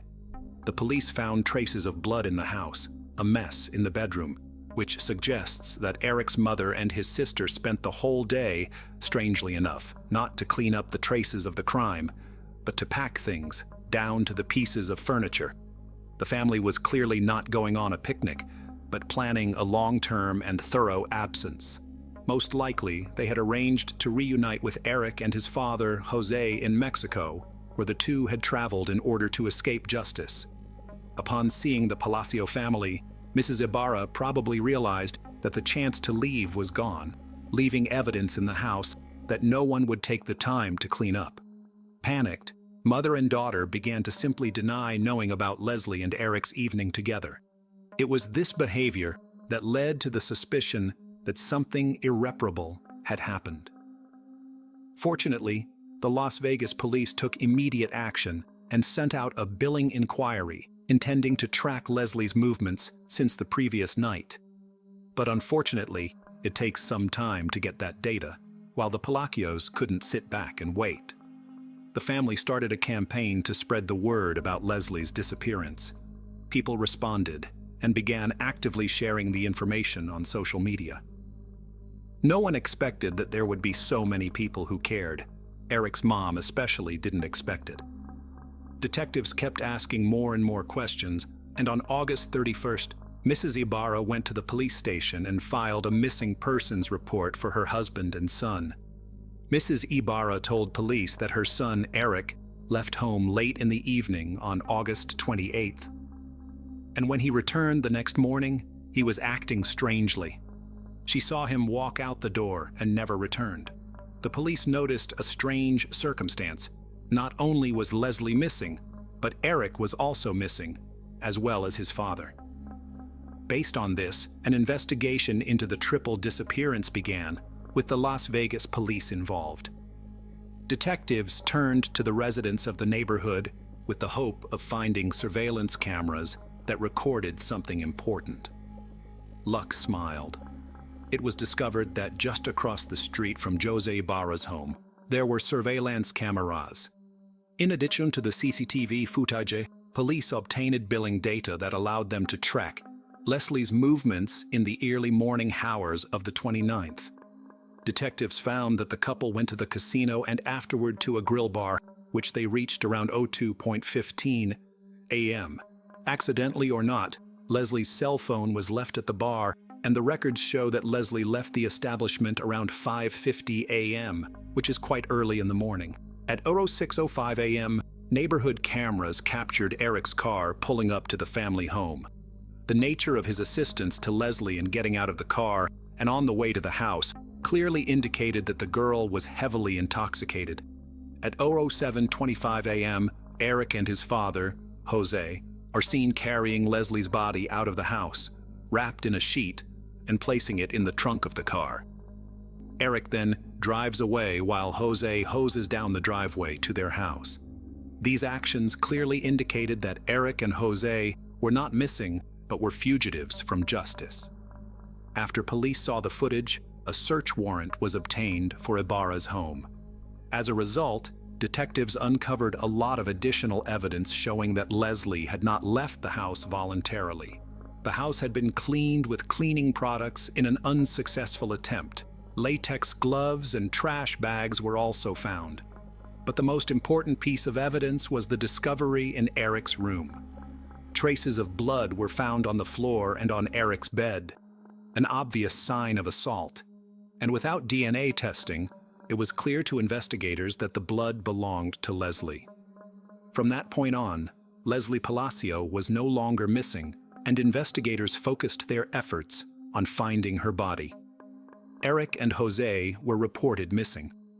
As investigators searched diligently for suspects, the shaken Palacio family made efforts as well. Roselia asked members of the church community to help search for her daughter's body as search volunteers. Flyers and posters with Leslie's photo and images of Eric and Jose appeared on social media, newspapers, and street poles. The Palacio family is asking the public to intervene and help them find these two men involved in the girl's death, was the message on each flyer. The first major breakthrough in the investigation came when a license plate reader spotted Eric's car just 6 miles from his home around 10 a.m. August 29. He was heading back to his home just 4 hours after Leslie's alleged murder. The information uncovered made investigators realize that the location where Eric may have hidden the body was within a 4-hour drive of his home, on the Nevada-Arizona border, or the Charleston Peak side, which is a huge area. So detectives were desperate for any additional information that could help them determine a more precise location. Once again, luck smiled on them when footage was recorded at a gas station 40 miles north of Las Vegas, showing Eric's car pulling off the highway toward the Valley of Fire National Park. The car backed up 20 minutes later with muddy tires. The find narrowed the search and pointed to the possible location of the body within 20 miles of the gas station. The mud on the tires suggested that Eric had driven off the road at some point. Detectives began searching the area. Police and volunteers combed through hundreds of acres of land. And on September 9, during a second search, they found Leslie Palacio's body hidden near a bush. News outlets immediately spread the word. The body of 22-year-old Leslie Palacio has been found near the Valley of Fire, 11 days after she disappeared. A reporter joined the report, providing additional details about the prime suspect, 25-year-old Eric Rangel Ibarra. The Valley of Fire, where the body was found, is known for its hot climate, which led to rapid decomposition of the remains, and forensic experts were unable to determine the exact cause of death. Locals reacted to Leslie's death with horror and fear. Some became afraid to go outside because of the constant thoughts of the unquote criminals involved in the murder. The day after the body was discovered, September 10th, many friends, relatives, neighbors, and just random people in the area gathered to honor Leslie's memory. People took candles that were used for the nightly vigil and placed them in front of the girl's house. They also said they wanted the man responsible for her death to pay for what he did. The fight for justice was not even close to being over at this point. The next major breakthrough came when Eric's car flashed in Moreno Valley, California. Police eventually contacted Eric's cousin, and he reported that he had driven Jose and his son to San Isidro, where he believed they planned to cross the border into Mexico.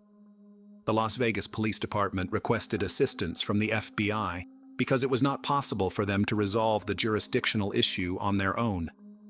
The investigation slowed down.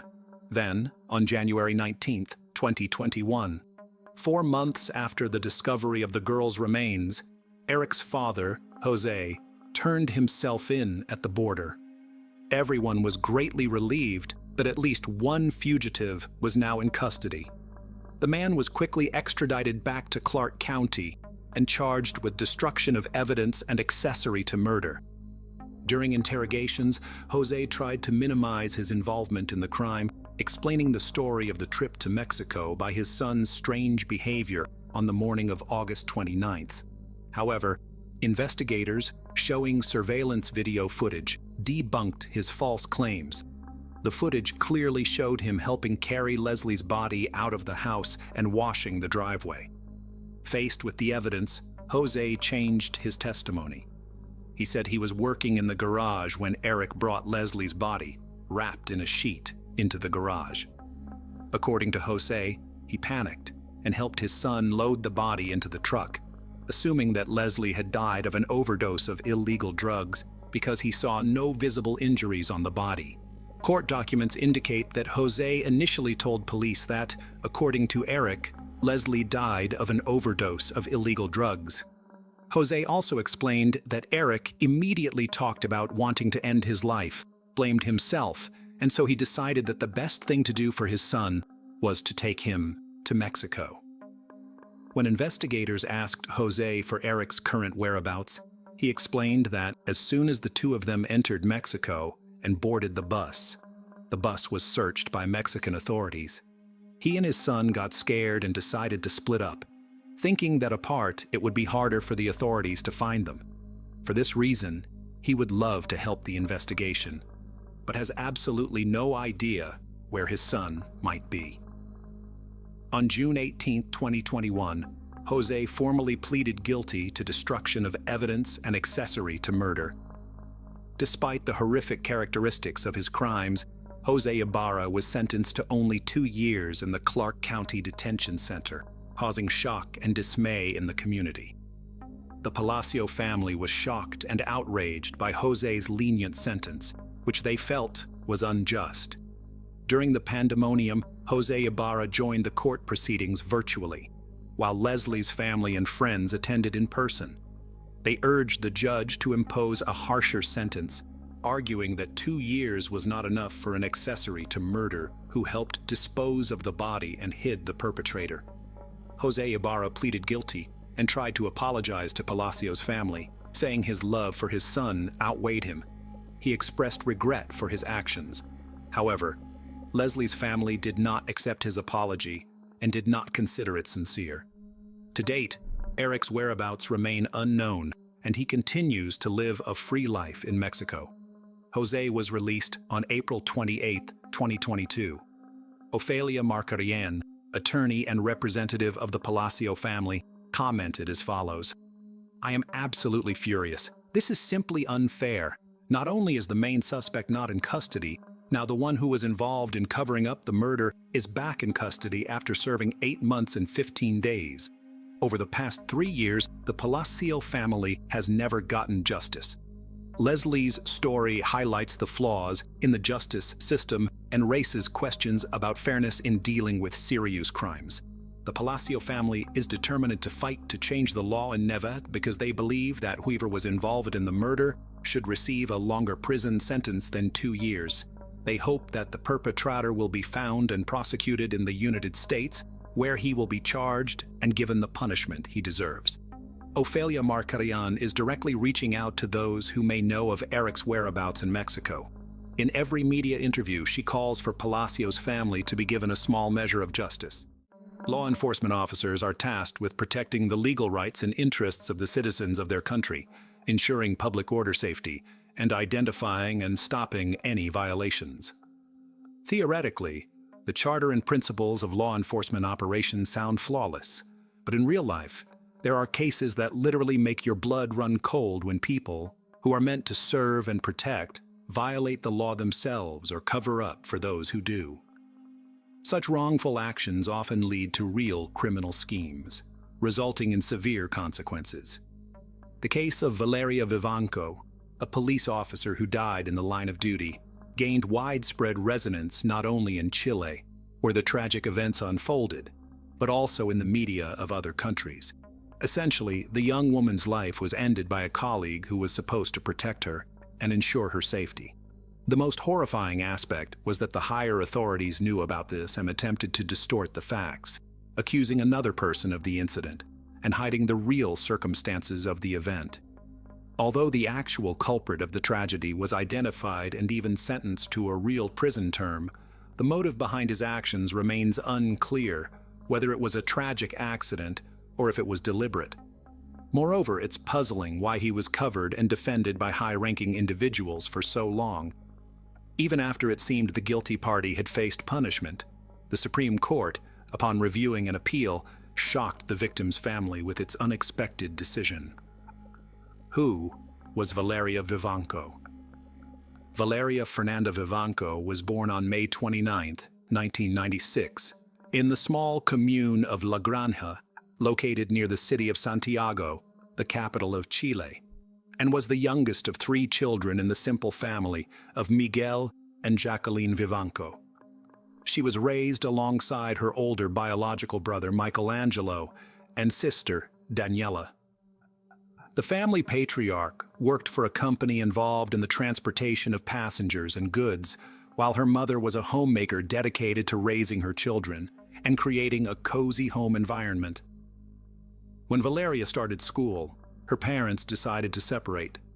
This was a huge shock for the girl, and although the ex-spouses continued to communicate post-divorce, and the father remained actively involved in the lives of his children from his first marriage, including providing financial support, the youngest daughter harbored resentment towards him. They occasionally argued, sometimes not speaking for months, but they always reconciled. Miguel Vivanco remarried soon after, and Valeria gained 2 more half-siblings with whom she, as well as Daniela and Michelangelo, maintained warm family relations. Jacqueline never remarried, raised her children, and later took care of her grandchildren, gifted to her by her older offspring. From an early age, Valeria demonstrated a strong-willed character, determination, and incredible perseverance in all her endeavors. She excelled in school, engaged in sports, was courageous and just, and was always ready to help others, sometimes even at risk to herself. It was likely this desire to assist those around her, protect the vulnerable, and stand up for justice that led her to pursue a career in the police force. After successfully completing high school, Valeria enrolled in the police academy in Santiago. She graduated with honors, becoming an investigator, and having received her diploma in 2016 at the age of 20, joined the Chilean police force the following year. She began her service in the bureau investigating especially serious crimes located in the capital. From the first days of her service, young Valeria proved herself to be a dedicated law enforcement officer and a true fighter for justice. She loved her job, performed her duties diligently, and was ready to rush anywhere at any time if required by her service. She could leave in the middle of the night to respond to a crime scene, chased after criminals, risking herself, and sometimes had to act as a psychologist when interacting with people who had lost loved ones. Colleagues described Vivanco as kind, cheerful, and friendly, yet she was a true professional and a reliable partner. She served in the police force for almost 5.5 years, during which she received a vast number of accolades, awards, and actively advanced in her career, earning the respect of her colleagues and the admiration of the leadership. Additionally, she represented her department in Spain, spending about 2 weeks in Madrid on an official visit. She was immensely proud to be entrusted with such responsible missions. By 2020, she had been promoted to assistant inspector, the new young colleague.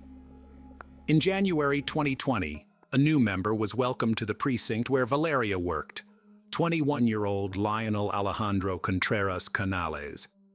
Fresh out of the police academy, Valeria effectively became his mentor at his first job. A few months later, they became partners and initially got along pretty well. Little is known about Lionel's early years. Some information suggests he came from a rather influential and affluent family, with a high-ranking official as his uncle. Growing up in comfort, never wanting for anything, Lionel was quite self-centered, believing everything should go his way.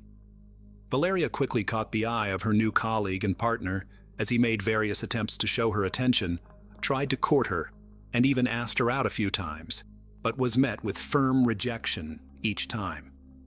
Valeria took her job very seriously, considered workplace romances inappropriate, and was quite strict with the young co-worker, seeing him as immature.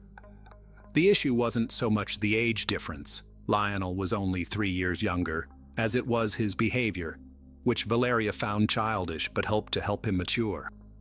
In July 2020, Valeria and her young partner were involved in apprehending robbers who had stolen money from a store's cash register. The criminals, not having left the scene and armed, initiated a shootout, during which both were fatally engaged by Lionel. Although casualties could have been avoided, Lionel's actions were not deemed excessive for apprehending the individuals. However, this incident strained the relationship between the partners. The last birthday. On May 29, 2021, Valeria celebrated her 25th birthday. The celebration took place at her mother's house, attended by many guests, including relatives, friends, and work colleagues. Lionel, however, was not among the invited. Valeria, aiming to avoid potential awkwardness, chose not to invite her young partner, who had recently attempted to court her again. Valeria tried to talk to him about this, but he only repeated his affections for her, which he did not want other colleagues to find out about. Despite the large turnout, gifts, heartfelt congratulations, and warm wishes, the birthday girl seemed upset, though she tried to smile. The reason was a recent argument with her father, leading to days without communication. Valeria hoped her father would attend her birthday, allowing them to reconcile, but the likely angered parent only sent a terse congratulatory message, not even calling. Jacqueline noticed her daughter's distress and knew the reason behind her hidden sadness. Angry at her ex-husband's actions, she believed Miguel would eventually call Valeria, talk things out, and reconcile as they always had before. Unfortunately, the father and daughter never got the chance to talk again, as 2 weeks later, Valeria tragically lost her life while on duty. The fatal shot. On June 13, 2021, Valeria was on night duty, participating in street patrols and vehicle checks. This was not a standard procedure, but a search for suspects related to the crime against a young woman that had occurred the previous day in a suburb of the capital. There was an alert for a white Kia Tirado, believed to be driven by a suspected criminal. The suspect likely had a weapon and might not have been alone in the car. Valeria was in a patrol car with her partner Lionel, driven by Deputy Commissioner Felipe Guillardo Araya. They spotted the suspect's vehicle and initiated a pursuit without waiting for backup. The officers managed to intercept and block the suspect's escape. Pimales and Vivanco exited their vehicle, weapons drawn, and called for the offenders to surrender and exit their car with their hands up. At that moment, a single shot rang out, and as everyone tried to understand who fired and where, Valeria, clutching her side, fell to the asphalt next to the police car. Reinforcements arrived just then, so her colleagues heard the shot and saw that she was wounded, but couldn't fully grasp what had happened and who had fired. The criminals, seizing the moment of confusion, accelerated and fled the scene while the injured officer was being administered first aid. Despite the rapid arrival of medics and her colleagues' efforts to stem the bleeding, Valeria could not be saved. She was rushed to the nearest hospital, where top specialists fought for her life for several hours. However, due to severe blood loss and damage to vital organs, she passed away on the operating table without regaining consciousness. When her family was informed, her parents, brothers, and sisters immediately rushed to the hospital, but by then, the wounded officer had already died. Miguel was not just stricken with grief, but utterly devastated, as he had not had the chance to speak and reconcile with his beloved daughter, with whom he had had a petty argument last. He felt a profound sense of guilt toward her, so shaken by the event that he himself required medical attention to prevent a heart attack. The search and arrest of the suspects. According to the official version, Vivanco died in the line of duty during an operation to catch dangerous criminals. She was hailed as a hero who gave her life for the peace and safety of others. This incident was widely covered in local media, with reporters vividly describing the young officer's heroism and self-sacrifice. The investigation was handled by specialists from the Homicide and Major Crimes Division, where Valeria herself had worked. They concluded that she died from a shot to the abdomen, fired by someone facing her from the direction of the suspect's vehicle she was pursuing with her colleagues. Everything seemed logical, with witnesses corroborating the story, making it appear that the case was solved, and all that remained was to find and punish the culprits who were still at large and possibly on the run. Soon after, the suspects were apprehended, generating widespread public attention. The criminals turned out to be 19-year-old Miguel Alejandro Cañupan and his 17-year-old accomplice, whose name was withheld due to his minor status, both previously convicted for minor offenses.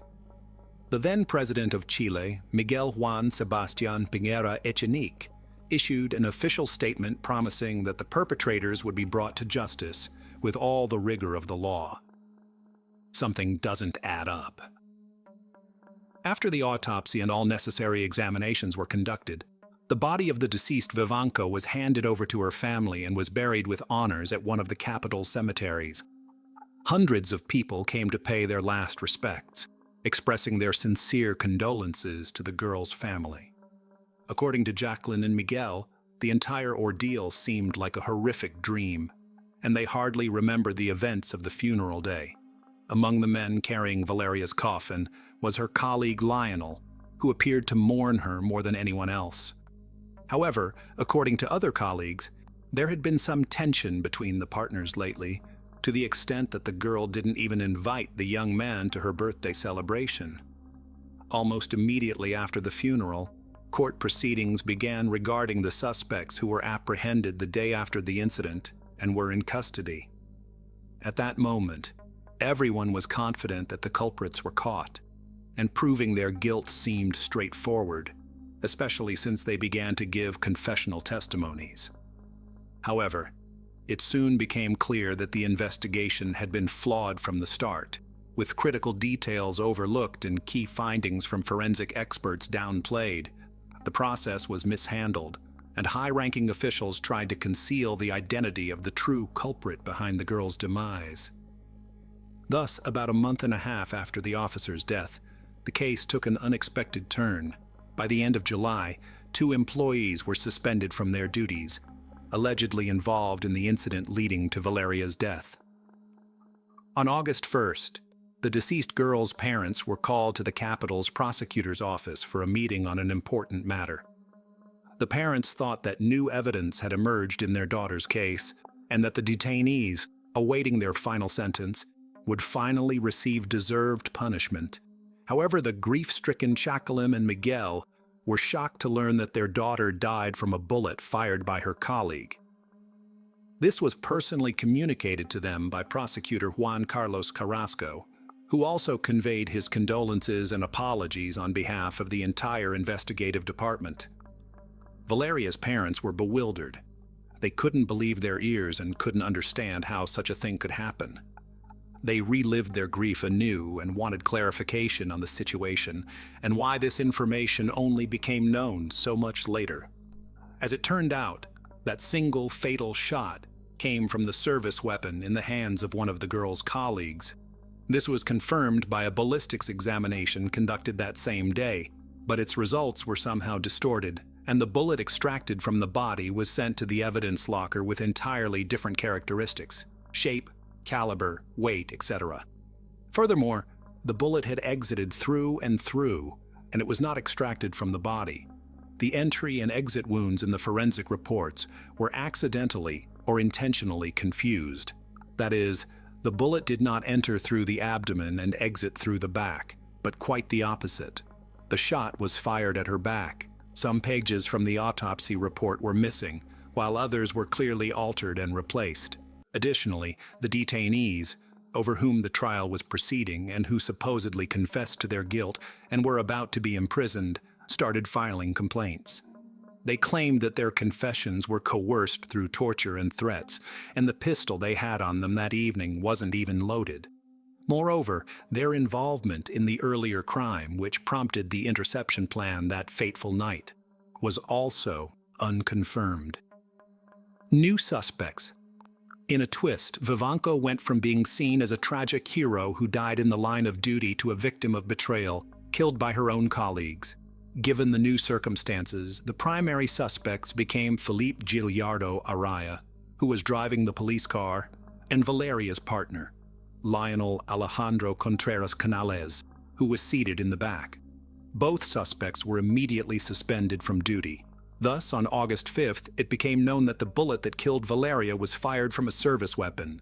Subsequently, a document emerged with the results of the examination, indicating that only Canales had gunshot residue on his hands, making him the prime suspect. Notably, this finding had not been mentioned anywhere before, as if it never existed. Several other reports concerning the ballistics examination and the pathologist's conclusions were improperly filed and ended up in an archive box, which was never adequately checked. Whether this was an accident, criminal negligence, or intentional concealment of crucial facts was yet to be determined. Now the police officers who participated in the operation to apprehend the criminals themselves became suspects in the murder of their colleague. They, along with the previously arrested perpetrators, took part in a reenactment of the events of that night. Philippe claimed that from the driver's seat, he could only see Valeria, who was seated next to him in the front passenger seat and was the first to exit the car. Lionel was sitting behind and also exited the vehicle, but his actions could not be seen by the driver. Valeria had only taken a few steps when a shot was fired. She fell, and the suspect's car they were chasing sped away. Lionel then rushed to the injured woman to provide first aid. Lionel claimed that he and his partner exited the patrol car almost simultaneously, but she immediately rushed forward when the shot was fired. He insisted that he did not shoot his colleague, and the driver should have seen and confirmed this. He also confirmed that he was the first to rush to Valeria's aid and tried to compress her wound. Despite differences in the direct participants' testimonies, the reconstruction showed that Canales was behind his partner at the moment of the shot, and the bullet's trajectory matched his location. He was also the only person found with gunshot residue on his hands. Possible motives for the crime. After previously hidden reports and examination results were released, Lionel was taken into custody as the primary suspect, while the young men previously detained were released under a non-exit agreement, as there was effectively nothing to charge them with. However, the motive behind the young officers' actions remained unclear. The first and main theory was that the entire incident was a tragic accident. Supposedly, the young and inexperienced officer discharged his weapon unintentionally while standing behind his partner. He panicked, tried to help her, and when turning in his service weapon that day, insisted he hadn't fired it. However, the truth quickly surfaced, and influential relatives of the young man, using all their power, money, and connections, attempted to suppress the incident. Hence, the cleaned reports, missing documents, confusion in the evidence, and coerced testimonies from the detained. Another theory, partially confirmed by Lionel himself, was that he was unrequitedly in love with Valeria and desperately sought her attention. But all his efforts were in vain. Over time, he began to merely irritate the girl, who didn't even invite him to her birthday party attended by the entire department. The shot in the back was his revenge for the rejection. A third theory, proposed by the deceased's relatives, suggested that Valeria discovered something she wasn't supposed to know, some corruption scheme, official crimes, or something similar. As an honest and fair person, she would undoubtedly have exposed the culprits, which is why she was eliminated, and young Lionel was chosen as the executor, promised that he would remain above suspicion. The second suspect. Despite Canales being taken into custody, suspicions about Philippe were not entirely dispelled. He was armed with identical service weapons, also stood behind the deceased colleague, and could have fired the shot. Moreover, he had previously been disciplined for the unjustified use of a weapon during a criminal arrest. Though no one was harmed in that instance, Araya had since been nicknamed the reckless shooter. The defense team hired by the relatives to defend Lionel immediately seized this theory, insisting that Philippe accidentally shot the colleague. And since the service weapons were identical, the pistols could have been mixed up or intentionally swapped. Additionally, the man was inconsistent in his testimony, changing it several times. And later he claimed he could not accurately describe the events of that night, as everything happened very quickly. However, no gunpowder residue was found on the driver's hands, indicating his innocence. In response, Himalas claimed that gunpowder got on his hands when he was compressing the wound on the victim's body, and Araya, who also helped the woman, might have washed his hands before the examination. Yet this statement was not credible, as Valeria's bloodstains remained on Philippe's hands, and it's impossible to wash off gunpowder without removing blood. The trial and verdict. The quality of the investigative team's work was once again questioned, and the deceased girl's parents despaired, unsure how to achieve justice. Furthermore, the new turn in the case caused public outrage and led to mistrust in the law enforcement agencies. This story was now covered not only by Chilean but also international media. As a result, many high-ranking officials were suspended from work and soon lost their positions, particularly the head of the Homicide Investigation Department. After additional investigation, Lionel remained the only suspect, with all others excluded from the list and classified as witnesses. In the spring of 2022, he was officially dismissed and remained in custody until the trial's conclusion. The hearings for this case only began in March of the following year, and based on the evidence and witness testimony, the suspect's guilt was fully proven. Initially, the prosecution accused Himalas of intentionally murdering his partner and sought the maximum sentence for such cases. However, the accused insisted he would never harm Valeria, as he loved her. Nonetheless, it was from his pistol that the bullet was fired, ending the girl's life. Lionel was found guilty of manslaughter and sentenced to 12 years in prison, with the possibility of parole after 8 years. Following the announcement of the final verdict, the Vivanco family expressed their disagreement, considering the sentence too lenient, while the defendant and his legal team immediately filed a series of appeals.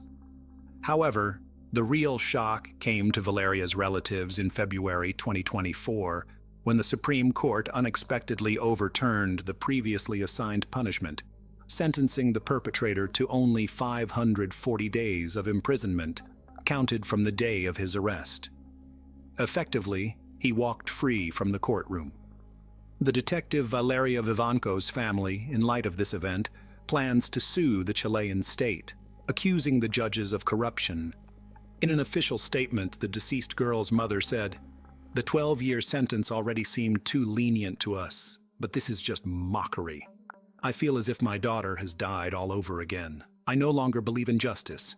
Our family plans to sue the negligent Chilean state." The deaths of Diane and Alan Johnson shocked the peaceful community to its core. On September 2, 2003, the Blaine County Sheriff's Office received a distressing 911 call from Kim Richards. According to Kim, her neighbor's 16-year-old daughter, Sarah Johnson, had come running to her doors screaming that her parents, 52-year-old Diane and 46-year-old Alan Scott Johnson, had been murdered. Officers and first responders were dispatched to the scene immediately. When law enforcement officials arrived, they entered the house and found a gruesome scene before them. In the bed, they found Diane with a gunshot to her head. She appeared to have been killed while she slept. The walls and the ceiling near the headboard were splattered with blood, and a fragment of skull was on the floor. On the floor next to Diane's side of the bed was the body of her husband, Alan. He was clad only in a towel, and blood was pooling beneath him. At first glance, investigators believed it was an opening-shut case. It appeared to have been a case of murder-suicide. But as they looked closer at the crime scene, their opinion quickly changed. Investigators could hear the sound of water running and followed the blood trail back to the ensuite bathroom. The shower was left on. When officers turned the water faucet off, they saw blood splatter and a distinct bullet hole on the shower wall. Investigators began searching the house for more clues. On the bedroom floor was what investigators believed was the murder weapon, a .264 caliber Winston rifle. At the foot of the bed in which Diane lay dead were 2 kitchen knives. Another knife was found on their son Matt's bed. The clues at the scene puzzled investigators. There was no sign of forced entry, as it was noted that the Johnsons didn't lock the doors, a fact that only those close to the family would know. The house hadn't been ransacked, as one would expect from a possible robbery gone wrong. Officers at the scene questioned Sarah as to what she remembered before she ran to her neighbor's house for help. She explained to investigators that she'd been asleep when she heard a gunshot. She ran to her parents' bedroom and called out for her mother, and that was when she heard a second gunshot. Without hesitation, Sarah ran to her neighbor's house for help. She didn't see the intruder. The statement was corroborated by the neighbor who called 911, Kim Richards. On the property was a guest house which had been rented out to a close friend of Alan's, 45-year-old Mel Spiegel. Investigators entered the house and found a rather incriminating piece of evidence on the bed, the scope belonging to the same rifle found at the crime scene. However, Mel was nowhere to be found. His convenient disappearance had made him a possible person of interest for investigators. The entire property was sealed off on the orders of lead investigator, Sergeant Walt Femling. He also told officers to stop the waste disposal truck from removing any trash cans from the property. The theory was that Mel may have had an altercation with Alan and Diane and killed them in the heat of the moment. As they worked through this theory, forensics teams searched through the trash cans and discovered even more evidence. Inside, they found a pink bathrobe that had been bundled up. Once crime scene technicians opened the bathrobe, they found a latex glove, a single brown leather glove that matched the one found in the Johnsons' bedroom, and ammunition for a .25 caliber gun.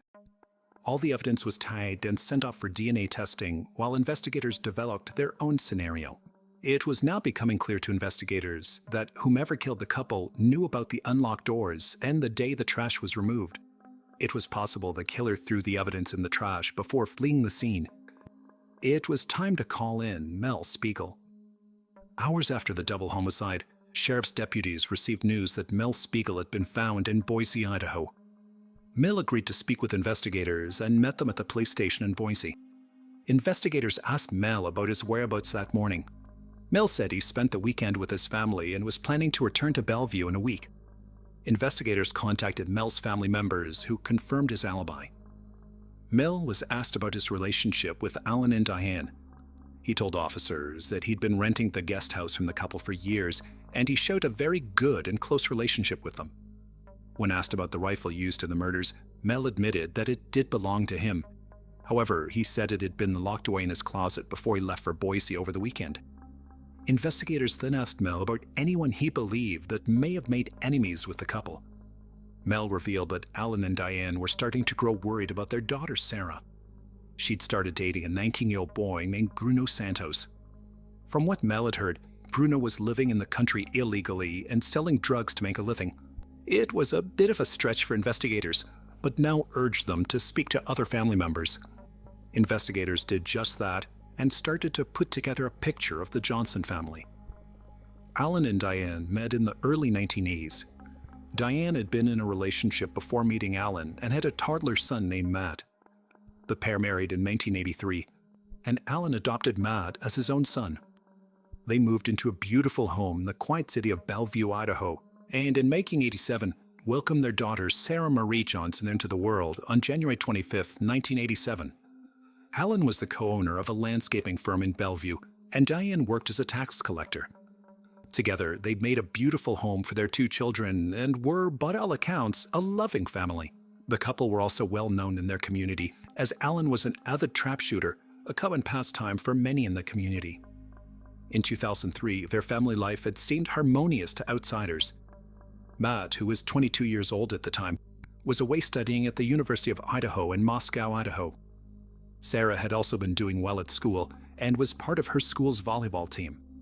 She was also the apple of Alan's eye. But investigators were about to uncover the family tensions that had started arising in the previous few months.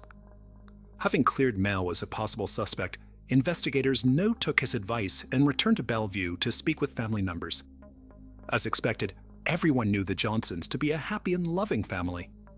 Investigators interviewed their son, Matt, who had returned from university, as well as Diane's sister and brother-in-law, Linda and Jim Favold. All three said that the family life appeared to be happy and normal. That was until Sarah met Bruno Santos.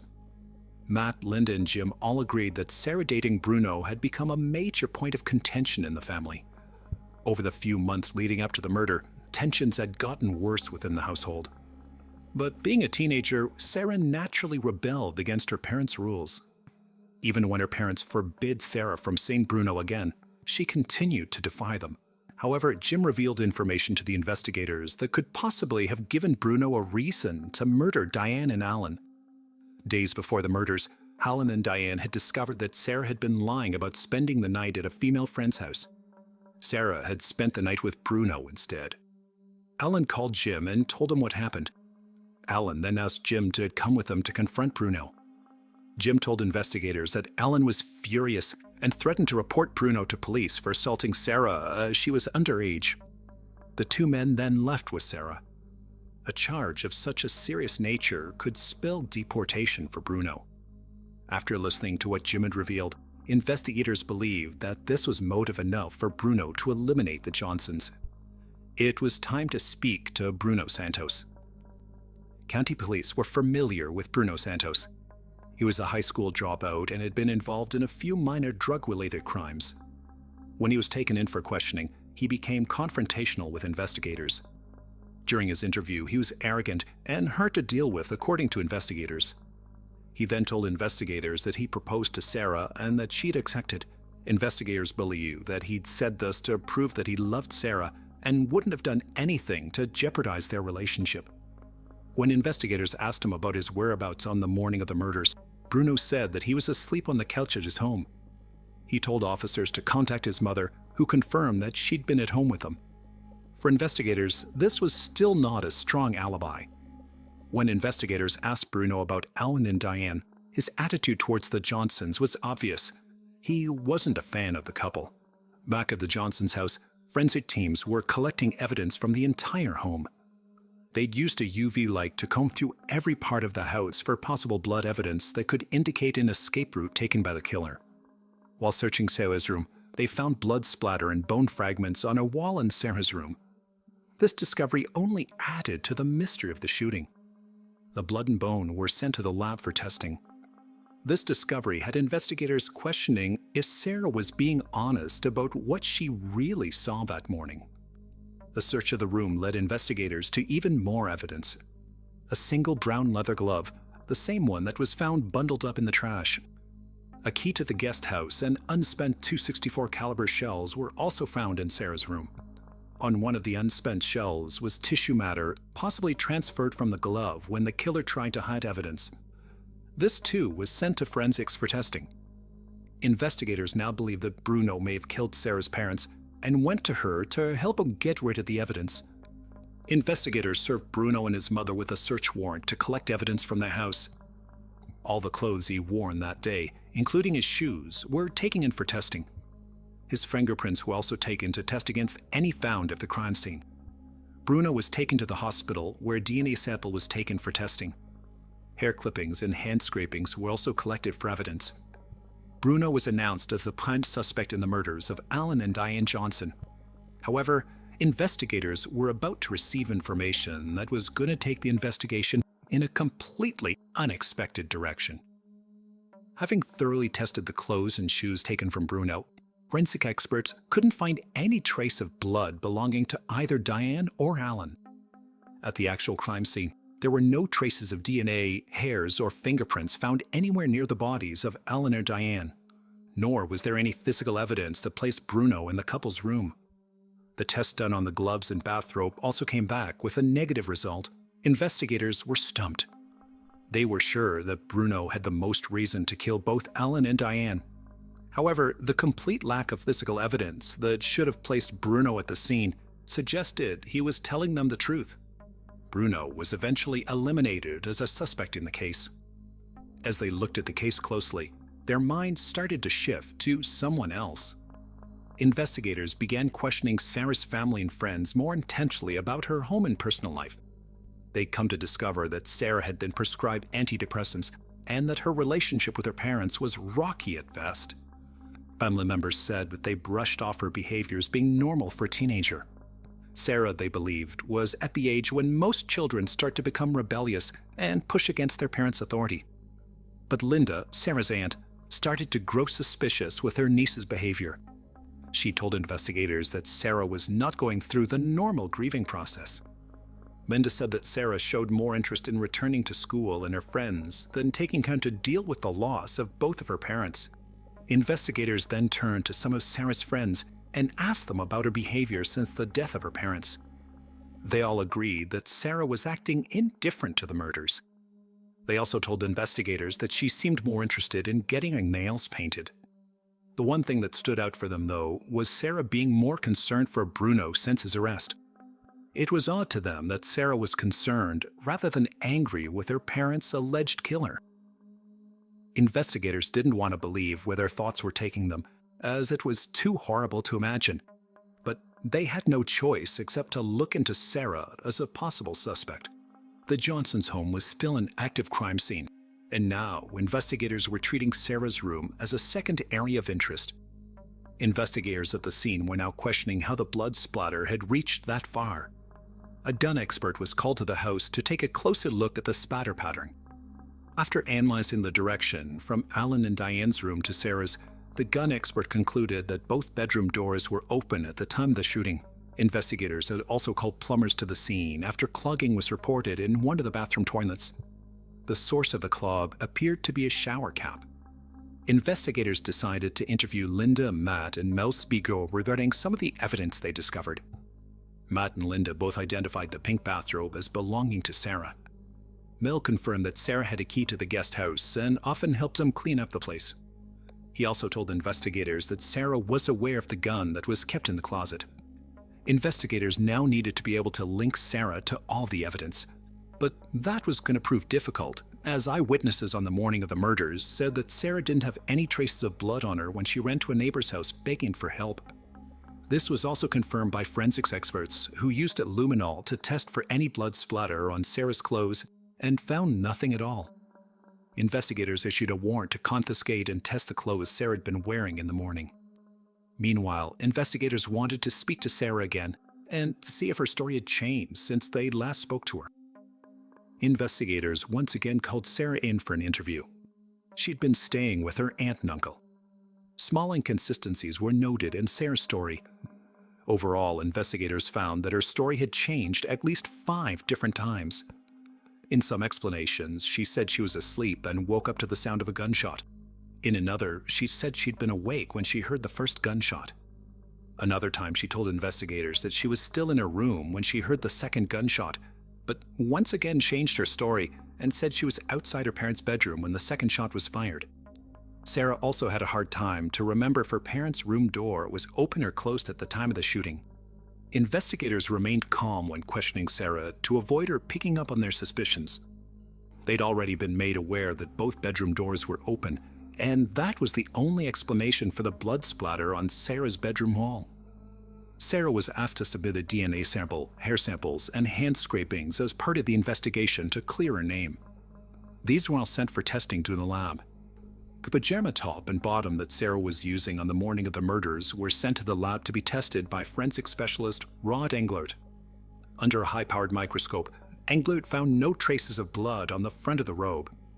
However, on the back of the garment, he found patterns of high-velocity blood splatter. He also found blue cotton fibers and green specks of paint on the inside of the robe that matched the shirt worn by Sarah that morning. But the smoking gun moment was yet to come. Lab results had also confirmed that Sarah's DNA was found on the inner lining of the latex glove and gun residue on both pairs of the brown leather glove. The blood found on the gloves and robe belonged to both Alan and Diane. This was more than enough for investigators to arrest and charge Sarah with the double homicide of Alan and Diane Johnson. On October 29, 2003, Sarah Johnson was arrested for the murders of her parents, Helen and Diane Johnson. She was held without bail at the Blaine County Jail awaiting trial. The story of a teenage girl murdering her parents made headlines nationally and became a media sensation. Investigators and prosecutors had to develop a plausible argument that showed Sarah was motivated and capable of committing such a heinous crime. Relying on statements from family members and friends of both Sarah and her parents, they started to put together a twisted tale of a teenager in the throes of passion. Since Sarah had started dating Bruno, her parents had disapproved of the relationship. As a result, Sarah started to sneak around behind her parents' backs and acted out as any normal teenager would. However, the trigger for Sarah happened a few days before the murders. She'd lied to her parents about staying with a friend when in fact she was staying with Bruno. Her father's threats to have Bruno charged with assault and deported to Mexico pushed Sarah over the edge. Investigators and prosecutors believed that this was the moment Sarah had concocted the plan to get rid of her parents and live a happy life with Bruno. Being a fan of true crime and murder mysteries, Sarah believed that she had the perfect plot in place. On the morning of the murders, she got up and went to the guest house to retrieve the rifle. She then put on latex gloves, leather gloves, a shower cap to avoid blood splatter on her hair, and her bathrobe backwards to avoid any blood touching her clothes. Sarah then went to her parents' room when she heard her father get into the shower. She shot Diane in the head while she slept. Sarah then heard her father Alan call out and open the bathroom door and shot him in the chest. After committing the murders, she placed knives in the bedrooms to stage the scene as if an intruder killed her parents. She then bundled up the evidence and threw it away in the trash, knowing the waste disposal company would pick up the evidence before investigators could find it. However, that didn't go to plan. Added to that, she didn't take into account the evidence that would be found in her room and the shower cap that had gotten lodged in the plumbing system. The evidence against Sarah was glaring, and it was time to go to trial. In February 2005, 2 years after her parents' murders, her defense team argued that Sarah was innocent and that her parents were murdered by an intruder. The prosecution, though, were ready with their argument. They presented the court with the physical evidence found at the crime scene and testimonies from family and friends that showed Sarah's behavior was strange since her parents were both killed. Most damning of all was the testimony of Bruno Santos, who not only wanted to clear himself of the murder at the trial, but provided the jury with evidence of Sarah's state of mind before the murders. Bruno testified that he and Sarah had agreed to get married, and Sarah had even told them that they could live in a big, beautiful house and be happy with just each other. Bruno also told the court that Sarah always spoke about how much she hated her dad and talked about shooting him. After 5 weeks of testimonies, proof of evidence, and crime scene explanations, the jury had come to a decision on March 16, 2005. Sarah, aged 18, was found guilty of 2 counts of first-degree murder. She was sentenced to life in prison without parole to the Pocatello Women's Correctional Center in Idaho. Sarah has since made several appeals to have her life sentence reduced. However, all her appeals have been denied, and she still remains in custody. Following Sarah's sentencing, the remaining family members have spoken out publicly about their feelings towards Sarah and her actions. The deaths of Alan and Diane have devastated their family entirely. The majority feel that Sarah was at fault and deserved the punishment she received. Sarah's brother Matt believed that Sarah showed no remorse for murdering their parents. He said that if she were ever given a second chance, she'd do a better job with the murders to avoid being caught. Pat Dishman, Diane's mother, spoke to Sarah during her sentencing hearing. She told her granddaughter that they still loved her, but that her actions had devastated their entire family. Alan's sister, Lynn Murrell, said that Sarah was spoiled and rotten and was capable of murdering another person if she was ever released. She asked the judge to consider never releasing her from prison. Today's case was one of a truly twisted and disturbing nature. To be capable of murdering one's own parents proved that Sarah Johnson only thought about herself and not of the devastation she caused for her brother and family. While they're left behind to pick up the pieces, Sarah remains behind bars for her senseless crime. The tragic case of Laura Lopez, a schoolgirl who met a gruesome end after meeting someone she thought she knew, underscores the inherent dangers of meeting strangers. Engaging with unfamiliar individuals always carries risk, especially when the encounter occurs in an environment where the other person has control. it's crucial to think about potential escape routes beforehand, and it is often wise to avoid meeting anyone who seems suspicious. While caution and foresight are commendable in theory, reality often finds people, particularly young women, hoping that nothing harmful will happen to them. Laura Lopez shared this hopeful mindset. She went on a date at night without informing anyone of her plans. Her companion was 10 years her senior, but attended the same school, which led Laura to trust him. Tragically, after that night, she was never seen alive again. 3 days later, local fishermen discovered her dismembered remains, a horrifying and unexpected find. This incident occurred in 2019 and startled Argentina, becoming widely covered by the media. The narrative of a schoolgirl who sneaked out at night, only to be found in pieces, serves as a grim reminder of the perils young individuals face.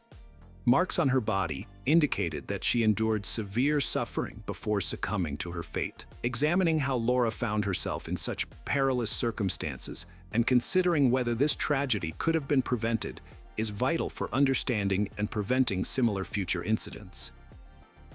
Laura C.L. Lopez entered the world on September 11, 2001, in Nen Province, situated in the southwestern region of Argentina. She was born much later than her siblings. At her birth, her twin sisters, Damaris and Melissa, were already 18 years old and there had passed the age of 40. Laura's arrival was nothing short of a miracle, and from her first day, her family cherished her deeply. Tragically, when Laura was just 3 years old, her mother succumbed to a long-standing illness. Her father struggled immensely with this loss, descending into profound depression, which led to alcohol abuse. Responsibility for Laura's care fell on her older sister's shoulders. Although still quite young themselves, they had to mature quickly and balance their studies with work and raising their younger sister. In her formative years, Laura exhibited a sociable and engaging personality. She had numerous friends and always managed to connect well with others. Creativity was one of her strengths. She even played the guitar. During high school, she took on part-time work not only to assist her family financially, but also to earn some pocket money for personal expenses. She sold street food and endeavored to save whatever little she could for university. By the time she turned 17, Laura resided with her father and one of her elder sisters, along with her sister's husband and children, in the same household. She frequently looked after her nephews, helping them with homework and ensuring their well-being. Laura harbored aspirations of obtaining a university degree, securing meaningful employment, and one day starting a family of her own. However, Laura's promising life met an abrupt and tragic end under profoundly shocking circumstances that left everyone devastated. On Thursday, September 12, 2019, Laura followed her usual routine. She returned from school and assisted her sister with the nephews. While preparing lunch for the entire family, they engaged in conversation, made plans for the weekend, and decided to visit the park with the children. In the late afternoon, Laura received a call from her school friend Cecilia, who suggested they meet. Laura agreed. At approximately 9 p.m., Laura arrived at Cecilia's house, which was located just a couple blocks from her own residence. For about 2 hours, they sat in the kitchen, sharing a bottle of wine they had discreetly purchased. They discussed recent news and exchanged gossip. The friends also took several pictures together and posted them on their social media accounts. Close to midnight, they bid each other goodbye, and Laura headed home. Upon returning home, her sister Melissa confirmed that Laura was back before going to bed herself. However, despite the late hour, Laura remained in her room, scrolling through social media feeds, checking emails and chatting with friends on various messaging platforms. The next morning, as Melissa prepared for work, she noticed that her younger sister did not attend breakfast. She glanced into Laura's room and noted that she was missing, but assumed Laura had left early in a hurry. During lunch that day, a concerned Cecilia contacted Melissa to inquire about Laura's well-being. This inquiry puzzled Melissa greatly, and upon learning that Laura did not attend school and her phone was inactive, she became alarmed. As it transpired, nobody had seen Laura since the previous night. Her whereabouts were unknown, and contacting her phone proved impossible. She had returned home after midnight and went to her room, which could only indicate that Laura had left later. The pressing question was, where did she go? There was nothing amiss or alarming in Laura's room. Everything was in its usual place. Only a small tote bag was absent, which she likely took with her. Her phone, an item she always had with her, was also missing. Her last activity on social media was recorded at 3 a.m. Melissa promptly contacted Damaris and relayed all the details. Subsequently, the sisters headed to the police station together to report her as missing.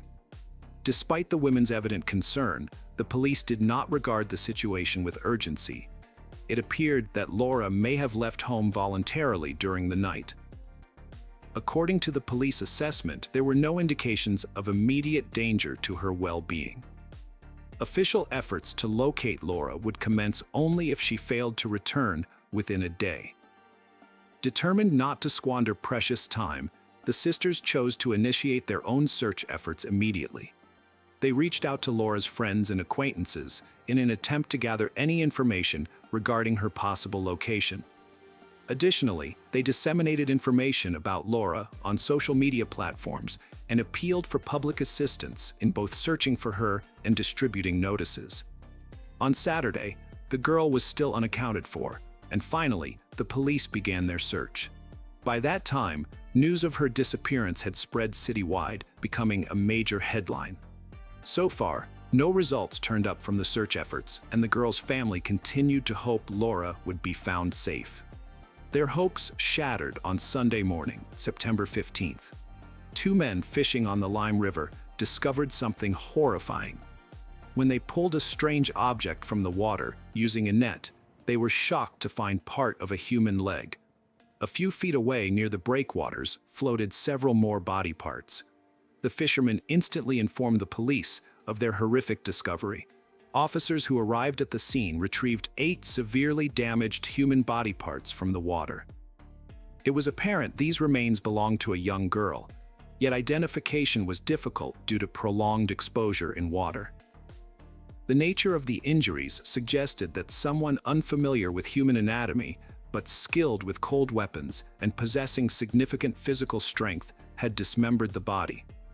Moreover, it appeared that the killer intentionally disfigured the victim's face to complicate identification. Divers found a large butcher knife at the bottom of the river nearby, likely used in committing this crime. However, any fingerprints or traces of blood were washed away by water. Nonetheless, investigators attached this weapon as crucial evidence in their case file.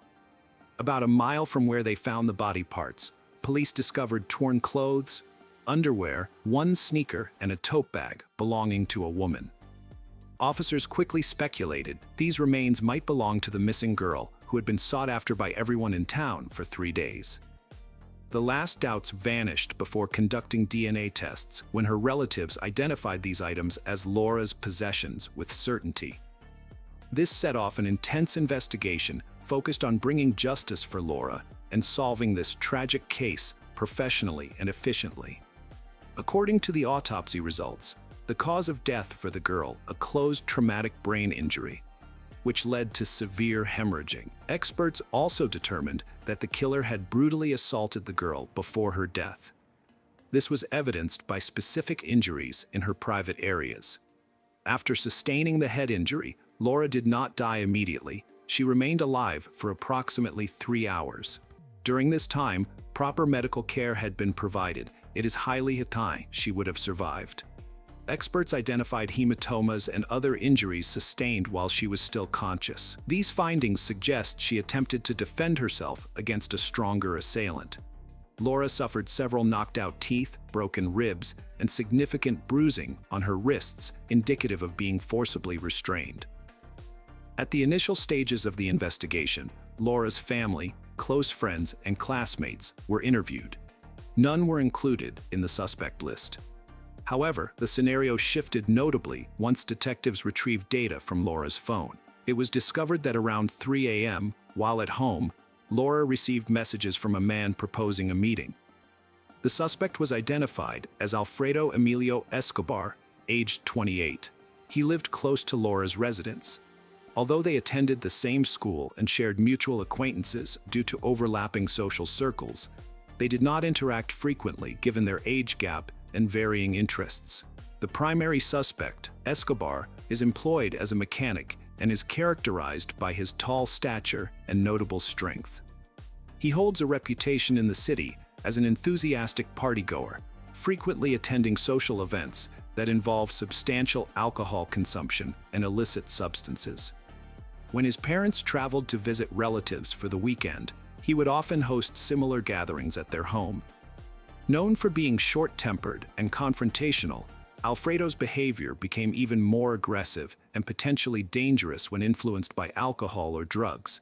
It remains unclear why he decided to initiate contact with Laura. According to one of Laura's close friends, she had never mentioned Escobar before. On Friday night, at approximately 3:15 a.m., noticing that Laura was online, Escobar sent her a message questioning why she was still awake at such a late hour. They exchanged messages briefly, and around 10 minutes later, he proceeded to call her. Subsequently, Alfredo made 2 additional calls to Laura's phone. At that time, both were at their respective homes. However, within 15 minutes, Alfredo's phone was traced to Laura's location. They then relocated together to his residence. It appears he convinced her to accompany him and picked her up in his vehicle.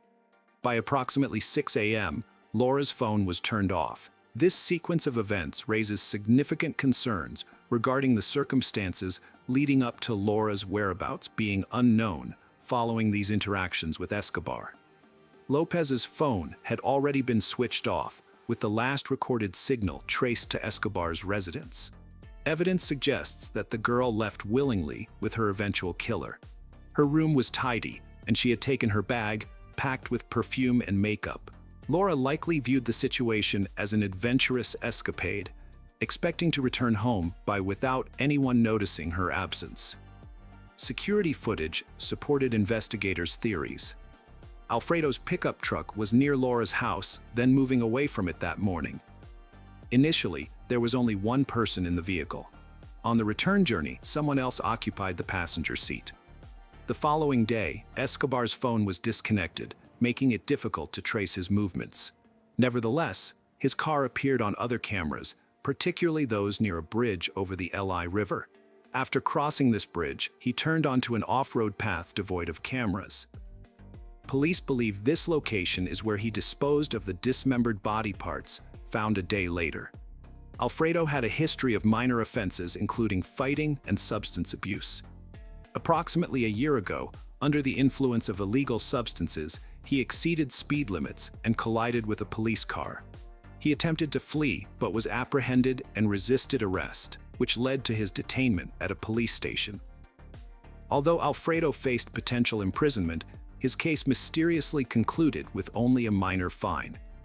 Similarly, an earlier incident involving intentional harm did not result in criminal charges, nor did an investigation into selling illegal substances to minors. It's apparent that Alfredo's criminal past did not hinder him significantly, either due to fortuitous circumstances or powerful intervention on his behalf. Regardless of these factors, Alfredo perceived himself as untouchable and increasingly emboldened in his actions. Arrest and reconstruction followed these findings, detailing how events transpired at each step.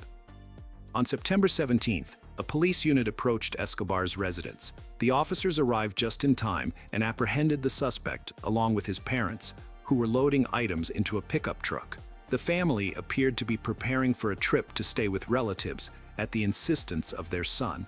He seemed eager to leave town after hearing about the discoveries in the river. Alfredo did not resist arrest this time. Instead, he feigned ignorance, acting as if he did not understand what was happening or the charges against him. Nevertheless, his nervous demeanor betrayed him, and he promptly requested a lawyer. A medical examination revealed that Alfred had signs of a struggle on his body and several scratches. His right hand's knuckles were swollen, as though he had been involved in a physical altercation. DNA tests confirmed that traces of biological fluid found inside Laura's body belonged to Alfredo, establishing him as the perpetrator. Additionally, particles of Alfred's epithelial tissue were discovered under Laura's nails. Consequently, Escobar was formally charged with rape, murder, and dismemberment. During a search of Alfredo's bedroom, police uncovered numerous bloodstains, along with the victim's fingerprints and one of her contact lenses. The most horrific discovery was made in the outbuildings behind the house. It was evidently where Alfredo had dismembered Laura's body. Blood was found everywhere, along with signs of dragging near the gate, where there were also bloody prints. Despite all this evidence, Alfredo persistently denied his guilt. However, detectives managed to reconstruct the events leading up to that tragic night and Laura's untimely death. Alfredo had erased all calls and messages from his phone in an effort to cover up any communication with Laura. His attempts were futile, though, because investigators successfully recovered all deleted information. The day before the tragedy, Alfredo discovered Laura's profile on social media and took an interest in her posts. Seeing her online on Friday night, he decided to reach out. He texted and called her, inviting her for a walk. Laura initially hesitated. Despite this, Alfredo persisted relentlessly, making 2 additional calls and then driving to her house. Upon arriving, he managed to convince Laura to come back to his home.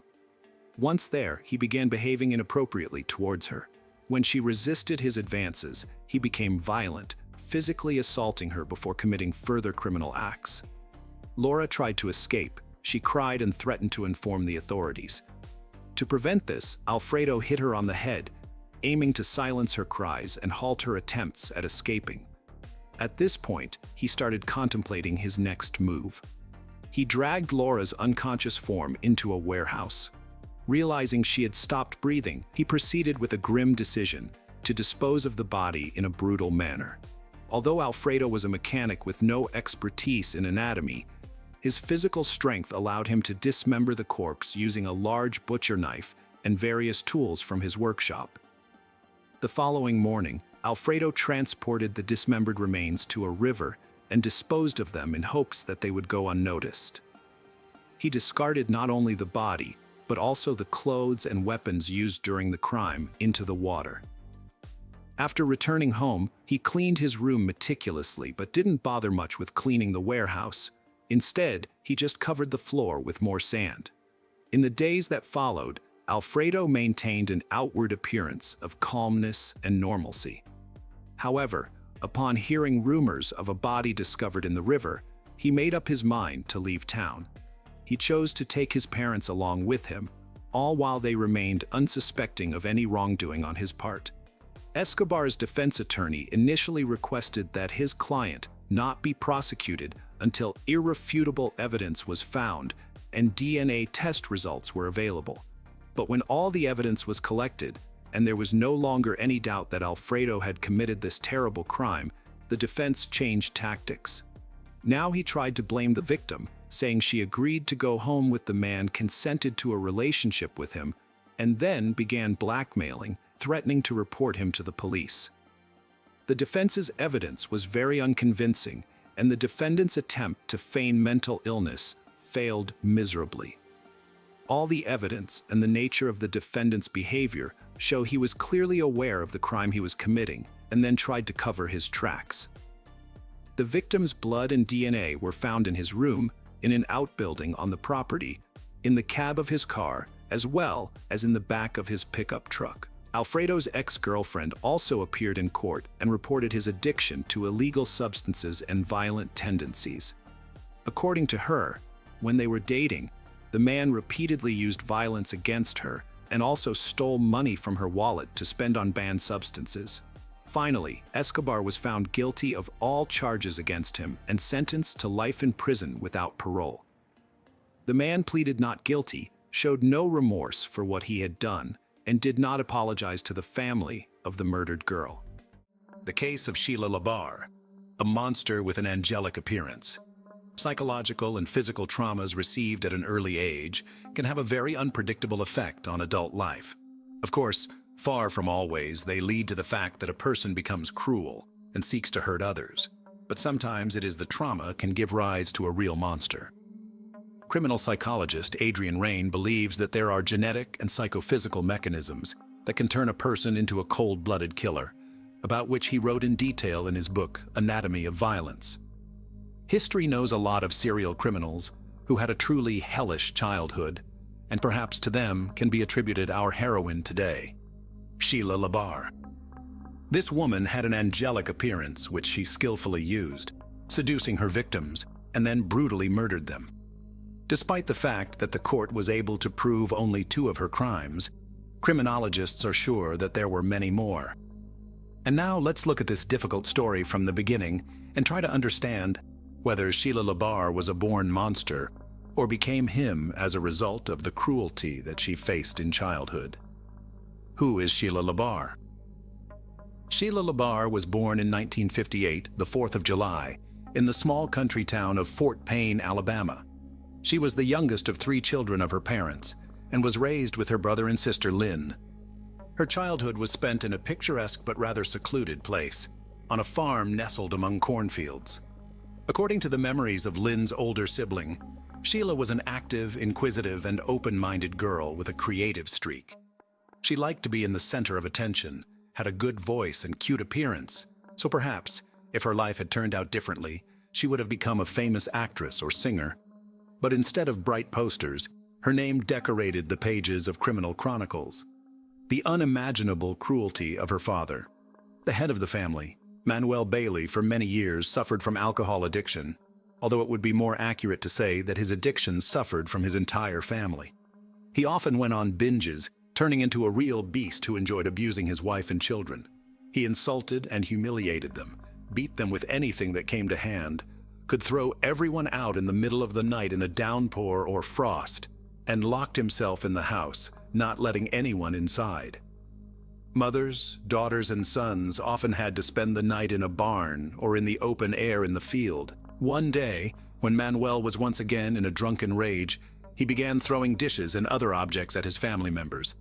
The mother tried to cover the children as best she could, but one of the flower pots thrown by her husband hit her youngest daughter Sheila in the head. Sheila suffered a serious concussion and a lifelong scar on her temple, which she painstakingly covered with her hair. But not even the insults and beatings were the worst thing that the sisters had to endure in their parents' home. According to the memories of Sheila and Lynn, Manuel from an early age forcibly inclined them to intimacy. The mother may have been aware of what was going on, but the subject was never broached. However, despite the nightmare at home, Sheila did well enough in school. She dreamed of leaving the farm as soon as possible and go to conquer the big city. The girl was quite ambitious and determined. She passionately wanted to realize her childhood dream in life and become an actress or pop singer. And she had everything for this: charisma, bright appearance, and a beautiful voice, adulthood, first marriage.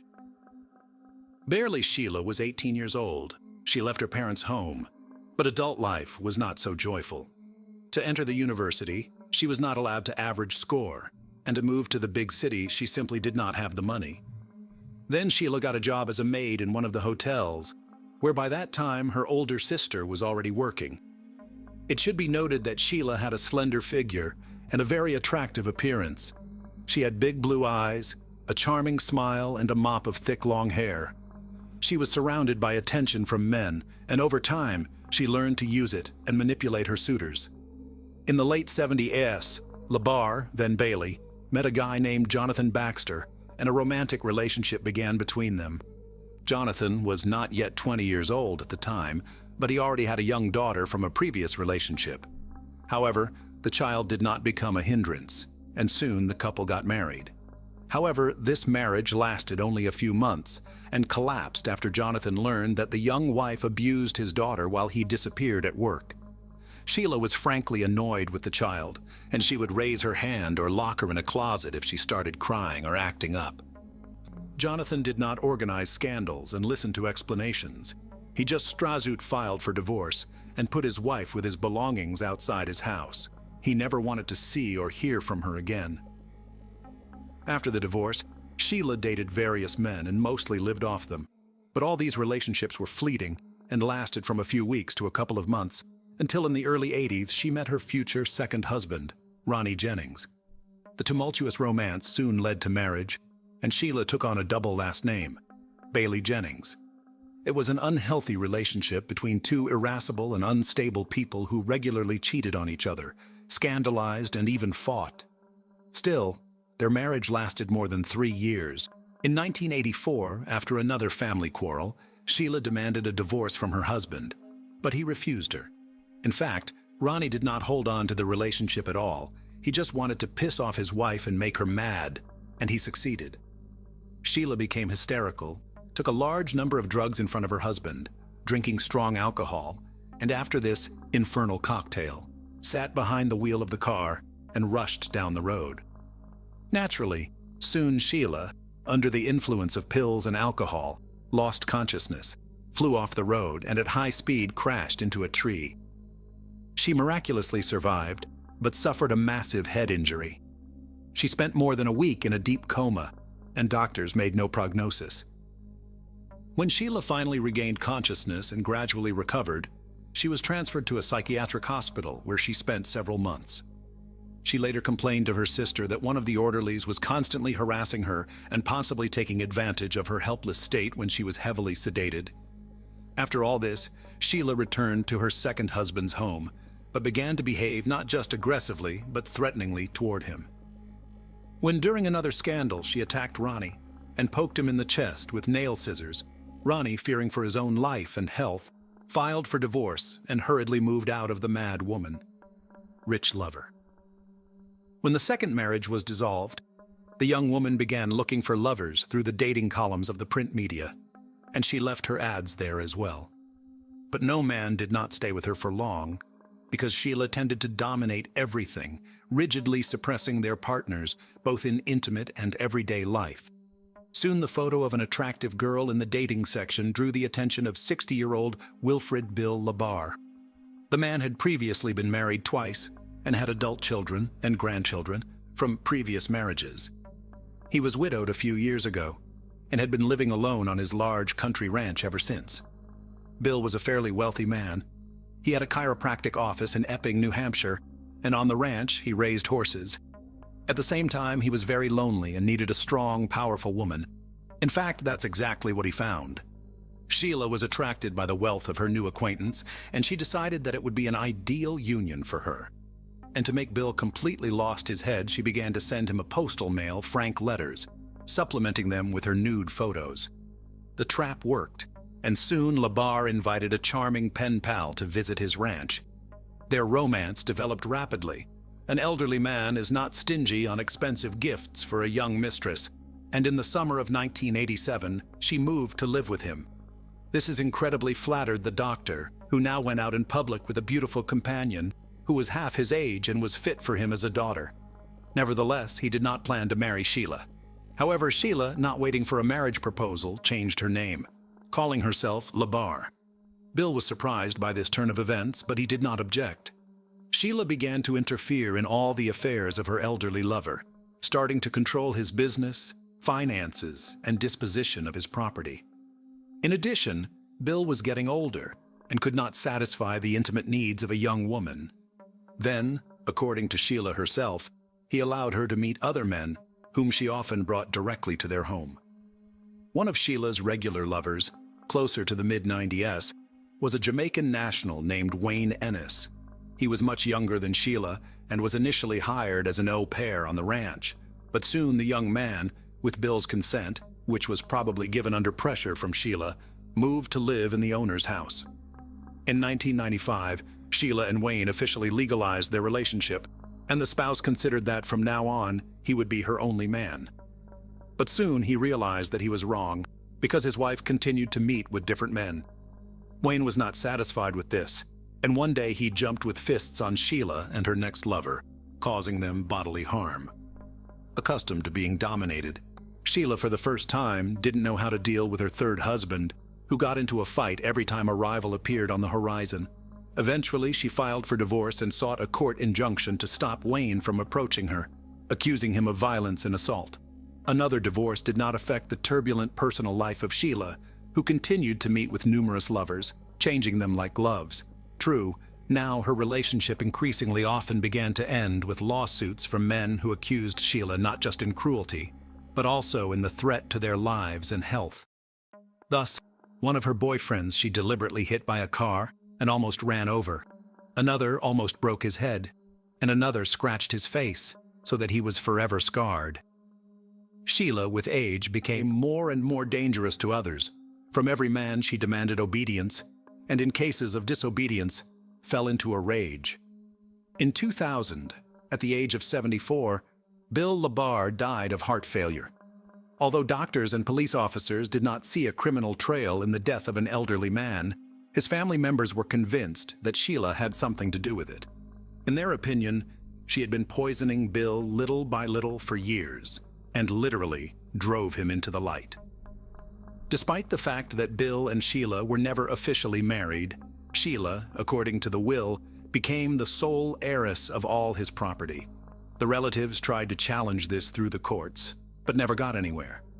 They are still convinced that the mistress forced Bill to write the will she wanted. House of Temptation. After Bill's death, as I have already mentioned, all his property came under Sheila's complete control. Now she no longer had to consider anyone's opinion. She could do whatever she wanted with the estate she had inherited. She herself called her home a place of seduction and pleasure, where there were no inhibitions. She met men on the streets, in bars, on the internet, lured them to her, and then tried to keep them on the ranch as long as possible. She didn't care about their age, skin color, or any physical appearance. She promised them unearthly pleasure, and then sought to suppress and subjugate them to her will. Sheila regularly tried to seduce couriers by meeting them in the nude and offering an alternative method of payment. But she didn't take into account the fact that she herself was not getting any younger, and was nowhere near as attractive as she used to be. It got to the point where couriers simply refused to come to her address. Neighbors noticed that on the ranch, LaBar, constantly come different men, but some hurried to leave the place the same day. Others were delayed, but also for a short time. What was going on in the house itself could only be guessed at. Where had Michael DeLorge disappeared to? Soon, Sheila decided to look for lovers among men who were in dire need of housing, money, or those men who suffered from addiction. This category was the most vulnerable, and proved to be an easy prey for the cunning woman, who everywhere posed as a widowed millionaire, and talked about her untold wealth, inherited by her. In 2004, LaBar met on one of the city streets homeless man named Michael DeLodge. He was in a difficult life situation and lost literally everything because of addiction to illegal drugs. His relatives tried to send him to a rehabilitation clinic, but he ran away from there and has been loitering ever since. Sheila liked Michael, and she invited him to her, promising shelter, food, and the necessary drugs in exchange for intimacy. Moving to the ranch, the guy was completely dependent on his old mistress. He complied with all her demands, afraid to be on the street again. But Sheila quickly got into the taste, and her desires became more and more sophisticated. She bound, beat, and humiliated Michael, taking pleasure in it. He tried to escape several times, walking dozens of miles and hiding in homeless shelters, but he never decided to go to the police for fear they wouldn't believe him. Meanwhile, Sheila found him each time and brought him back to the ranch. In desperation, he tried to contact his family members and let them know he was in trouble. His loved ones immediately responded to this disturbing news, but it was too late. In October 2005, Michael DeLorge disappeared without a trace. When his family contacted Sheila directly, she stated that she and Michael had broken up. He had left her, and his current whereabouts were unknown to her. Michael did not show up at any of the places he had been to before. No one who knew him had seen him, and there was no way to contact him. Contacting the police was fruitless, and LaBar remained beyond suspicion, trusting Kenny County. Sheila's tales of her exorbitant wealth were greatly exaggerated, and the house and automobile had to be maintained, so she was forced to get a job. Naturally, Sheila chose an occupation to her liking. She became an operator of intimate phone services. Since she had a truly enchanting voice, men fell for the bait and offered to meet her in person. Among such guys was Kenny County, who at the time of their acquaintance was barely 24 years old. The young man was attractive in appearance, very good-natured and open. However, he had a low IQ level, due to which he was very gullible. This was exactly the kind of guy LaBar was looking for. Kenny was very close to his mother, on whom he actually depended, but Sheila, with the help of clever manipulations, managed to break this connection and literally lure Kenny to herself. She made him an unforgettable night of love and promised that they would be like this all the time. The young man decided that he had met the woman of his dreams, about which he informed his relatives, and then moved to live in Sheila's house. But soon Sheila showed the guy her true face, having arranged for him a real torture room in one of the rooms. Each time, intimacy inevitably turned into a brutal beating or something worse. Kenny's body was covered with bruises, abrasions, scratches, cuts, and burn marks. But he could not leave the house of the mistress who had completely subjugated his will. Sheila did not allow him to see and communicate with his loved ones, and his family could only guess what was happening to Kenny. The first alarm was raised by neighbors who periodically noticed the guy and were horrified by his sickly appearance. A few days before his disappearance, a local store clerk took a picture of the young man on her cell phone camera, and later this picture was attached to the case file in court. In the photo, Kenny's condition could be described as deplorable. He was very thin, there were huge bruises under his eye and on his cheek, and his nose was probably broken. Judging by the degree of healing, all these injuries had been inflicted at different times, which suggested that the guy had been brutally beaten for a long time. The contents of his cart were also alarming. He rolled 2 large canisters of fuel to the cash register, as it later turned out, for his own cremation. The store employees were so puzzled and even frightened by the guy's appearance that they decided to report him to the police for possible domestic violence. But this time, Sheila managed to get away with it, and they could not charge her with anything. Soon Kenny stopped contacting his family altogether, and when his worried mother arrived at Labar's house, the owner behaved aggressively and advised to leave Kenny alone. All subsequent attempts ended similarly, at which point Kenny County's family filed a missing persons report with the police, indicating that he may be being held forcibly at the country ranch, a home crematorium, and gruesome findings. When police arrived at Sheila's home, she claimed that the young man no longer lived with her, and claimed that Kenny had run away because his mother, whom he was allegedly terrified of, began visiting them frequently. As evidence, Sheila provided an audio recording in which he asks her lover if his own mother had attacked him, and he quietly gives an affirmative answer. It all seemed more than strange, and the very next day, an officer visiting Sheila secured a search warrant for the estate. Sheila had been on the police's radar many times before, and her name had been linked to another mysterious disappearance of a boyfriend. But over the years, Sheila had never been questioned, and her house and grounds had never been searched. When the police arrived, they did not find Labar at home, but they did see several fires burning near the outbuildings. The fires looked strange and were made of improvised materials, a mattress, fragments of wooden furniture, hay, etc., all doused with a flammable mixture. One of the bonfires had bones in it that clearly looked like human remains. The squad requested reinforcements in the form of forensic experts, reporting all the findings. But that turned out to be just the tip of the iceberg compared to what they discovered next. Almost all over the house were found poorly washed traces of blood.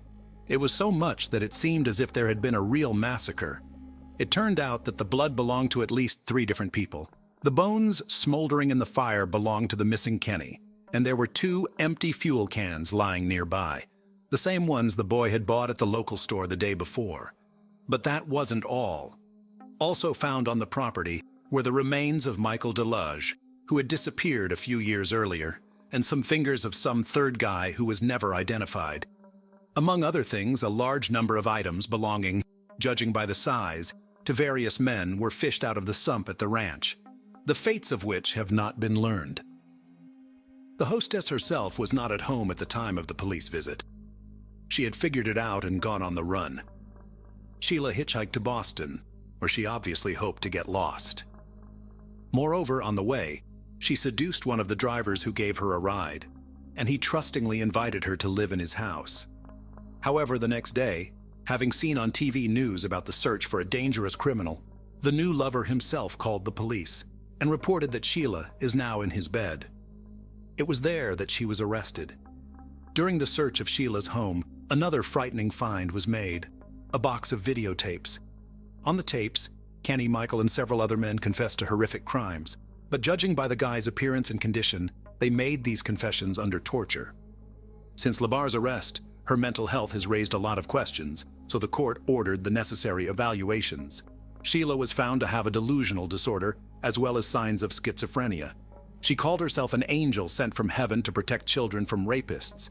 It was Sheila's failing mental health that became the basis on which her attorney tried to build a defense.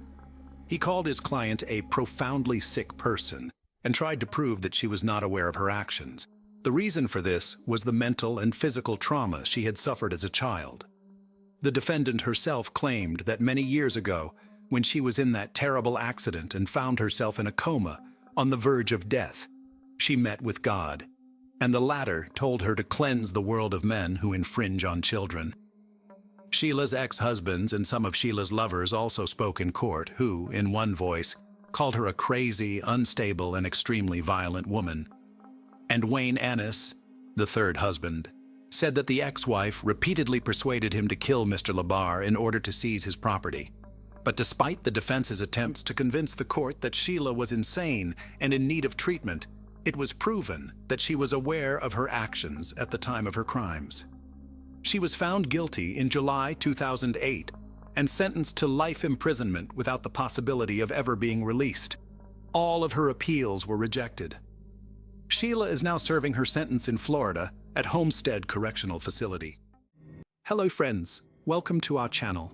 Today we're going to take a look at another horrible case with you, the case of Maria Ladenburger.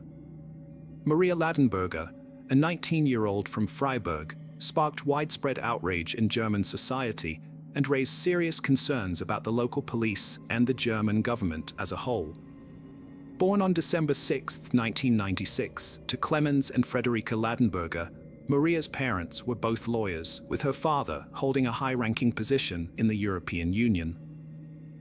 At the time of her death, Maria was a medical student at the University of Freiburg. In addition to her studies, she volunteered part-time at a local center that provided aid to immigrants.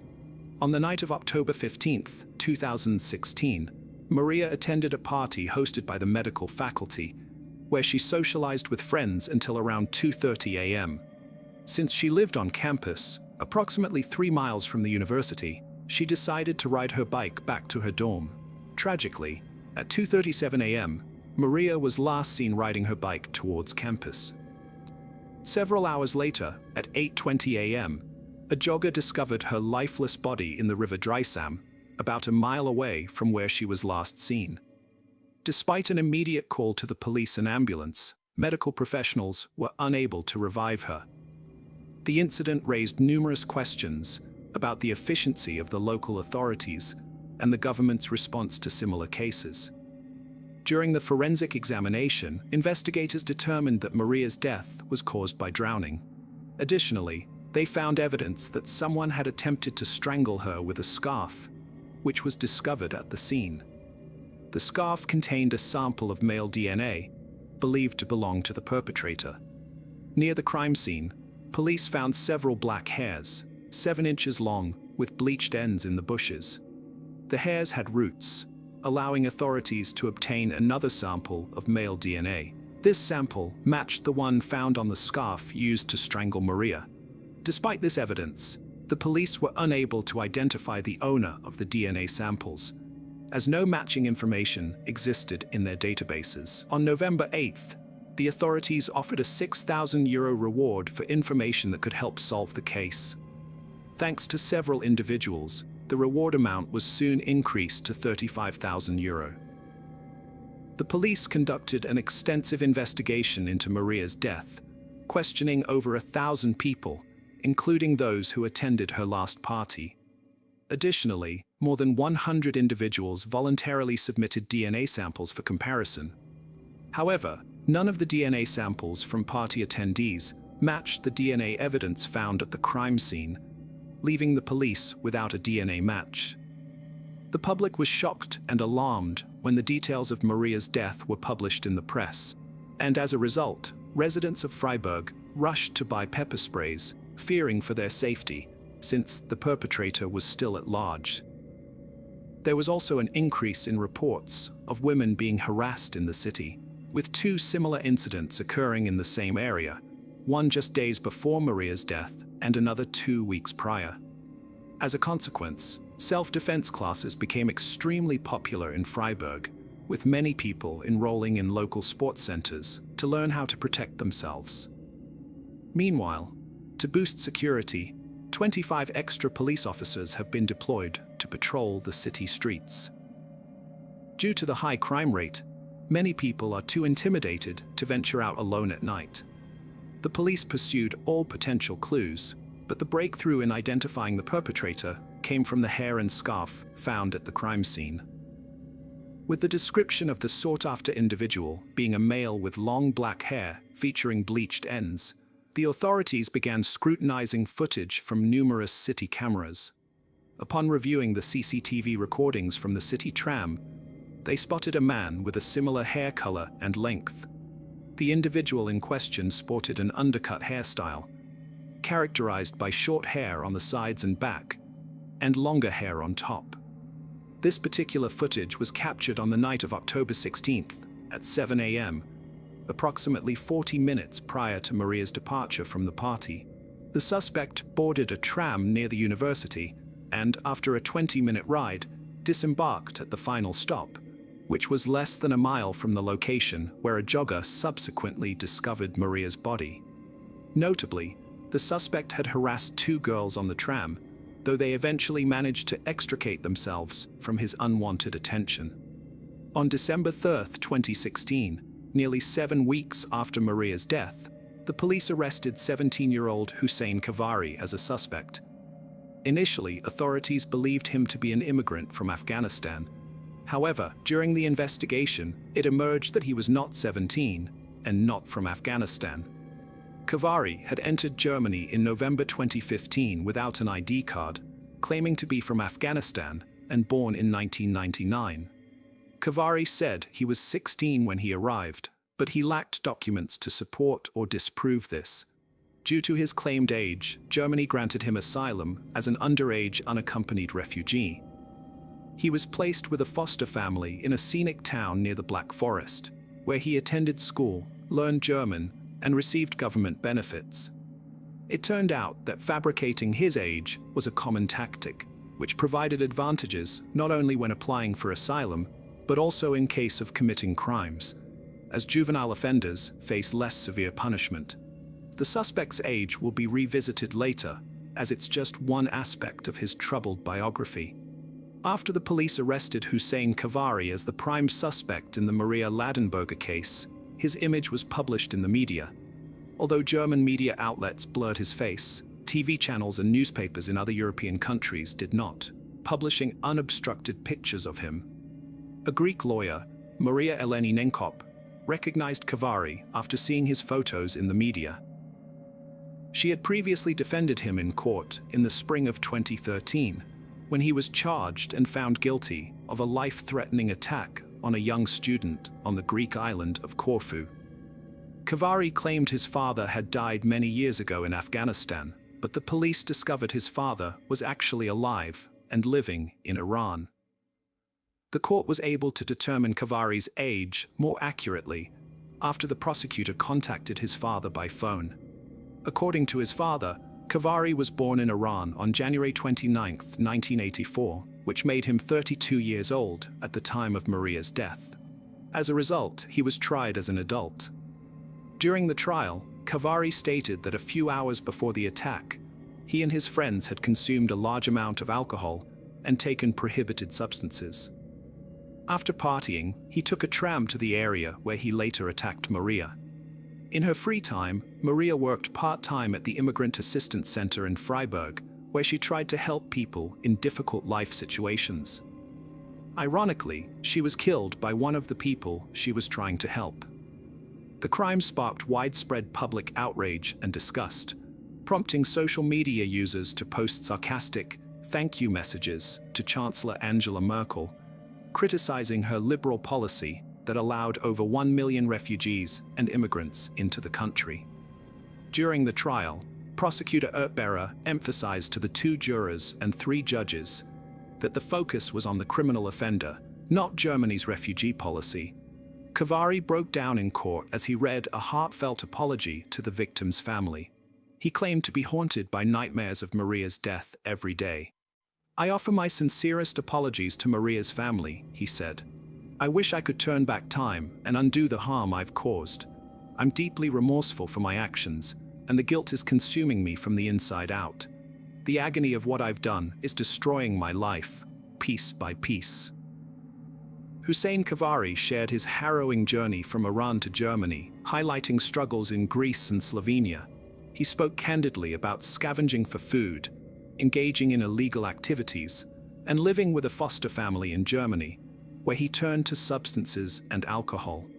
Cavari revealed psychological issues, including nightmares and insomnia, stemming from concerns about his homeland.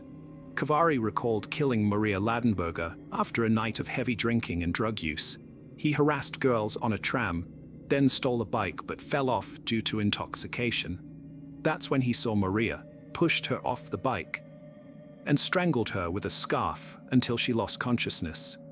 He was attracted to her beauty and took advantage of her state. He carried her into the water, where she drowned. Cavari claimed he was too intoxicated to control his actions, but prosecutors argued his actions were deliberate and premeditated. A psychiatric expert told the court that, in their professional opinion, Cavari's display of remorse was not genuine. They testified